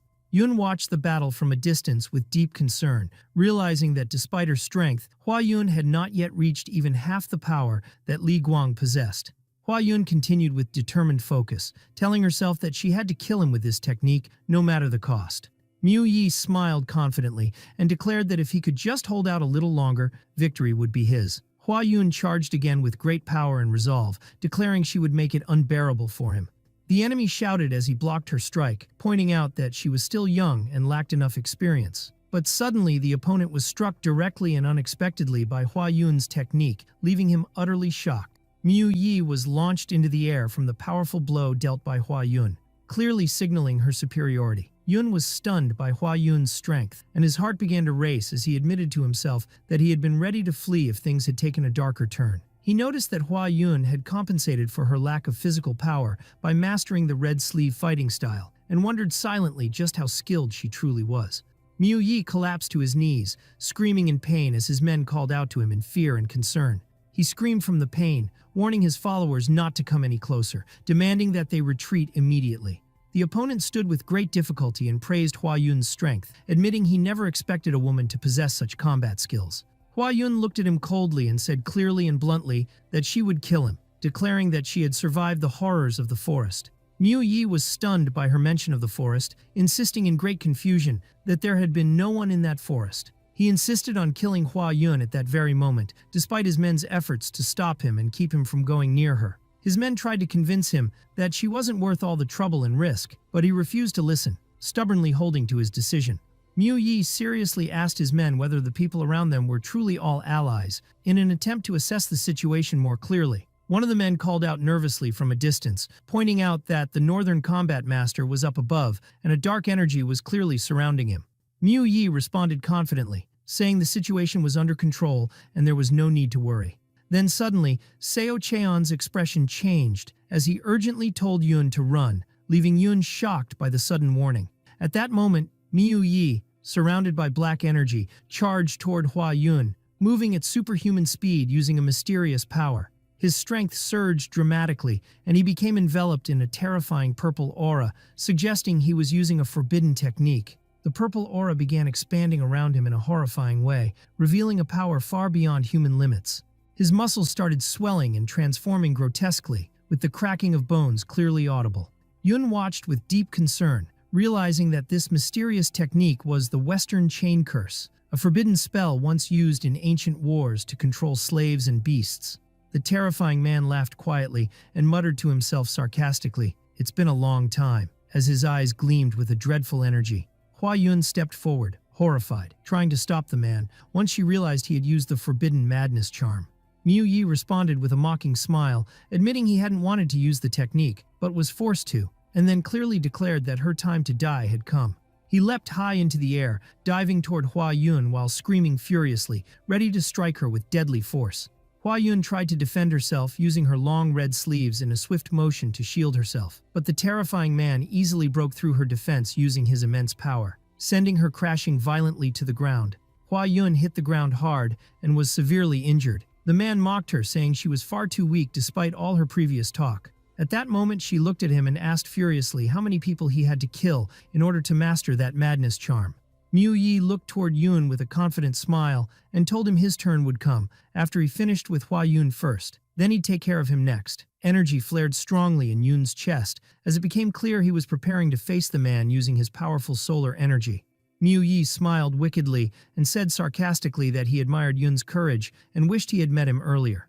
Yoon calmly and confidently replied that if they had met earlier, today would be remembered as the anniversary of Mu Yi's death. The terrifying man grinned with pleasure at Yoon's words and said confidently that he truly had guts.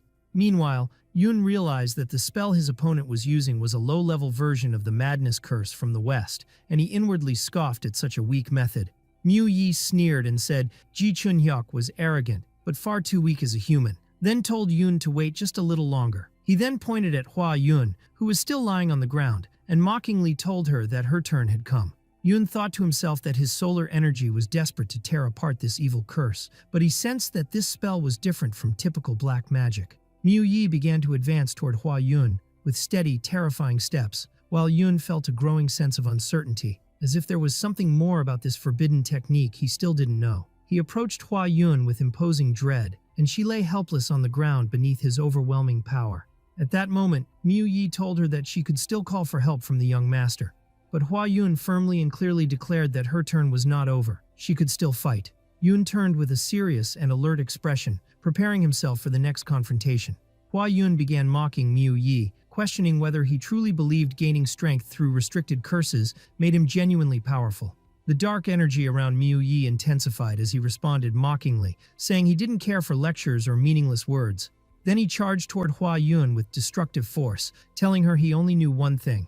He added with biting sarcasm that he could easily crush arrogant people like her, while Hua Yun calmly observed the situation and called it a disgrace.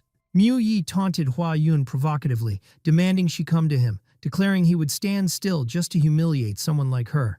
Yoon stood quietly in the rain, thinking to himself that surrendering the initiative was part of his plan, and that using high-level martial arts didn't always guarantee victory. The opponent mocked Hua Yun, saying he would tell her what Yu Cheng's sword Li Guang said before he died. Hua Yun, preparing to strike, shouted angrily that someone like him wasn't even worthy of saying Li Guang's name.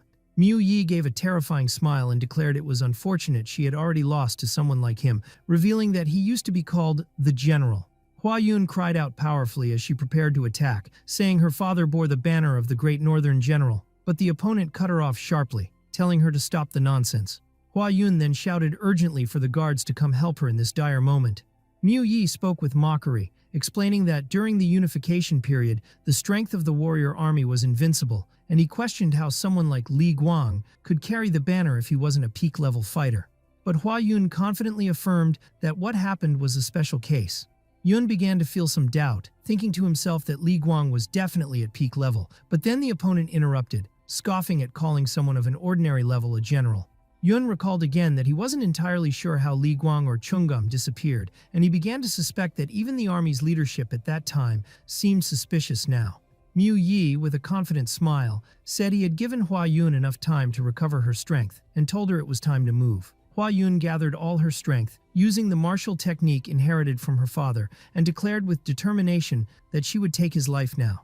Mu Yi smiled challengingly, remarking that if words were enough, he would have been torn to pieces long ago. Hua Yun charged at her opponent with all her power and fury in one final attempt to end the battle. She unleashed a terrifying combat technique, with her red energy forming the image of a massive, fearsome face lunging with tremendous force. Yun rushed in quickly, but realized that what Hua Yun was doing wouldn't be enough to stop the opponent, and that the situation had become hopeless. A massive, bolt-shaped energy force surged from behind the opponent as Yun continued moving fast to try and prevent the coming disaster. The opponent struck down from above with enormous power, attempting to completely crush Hua Yun.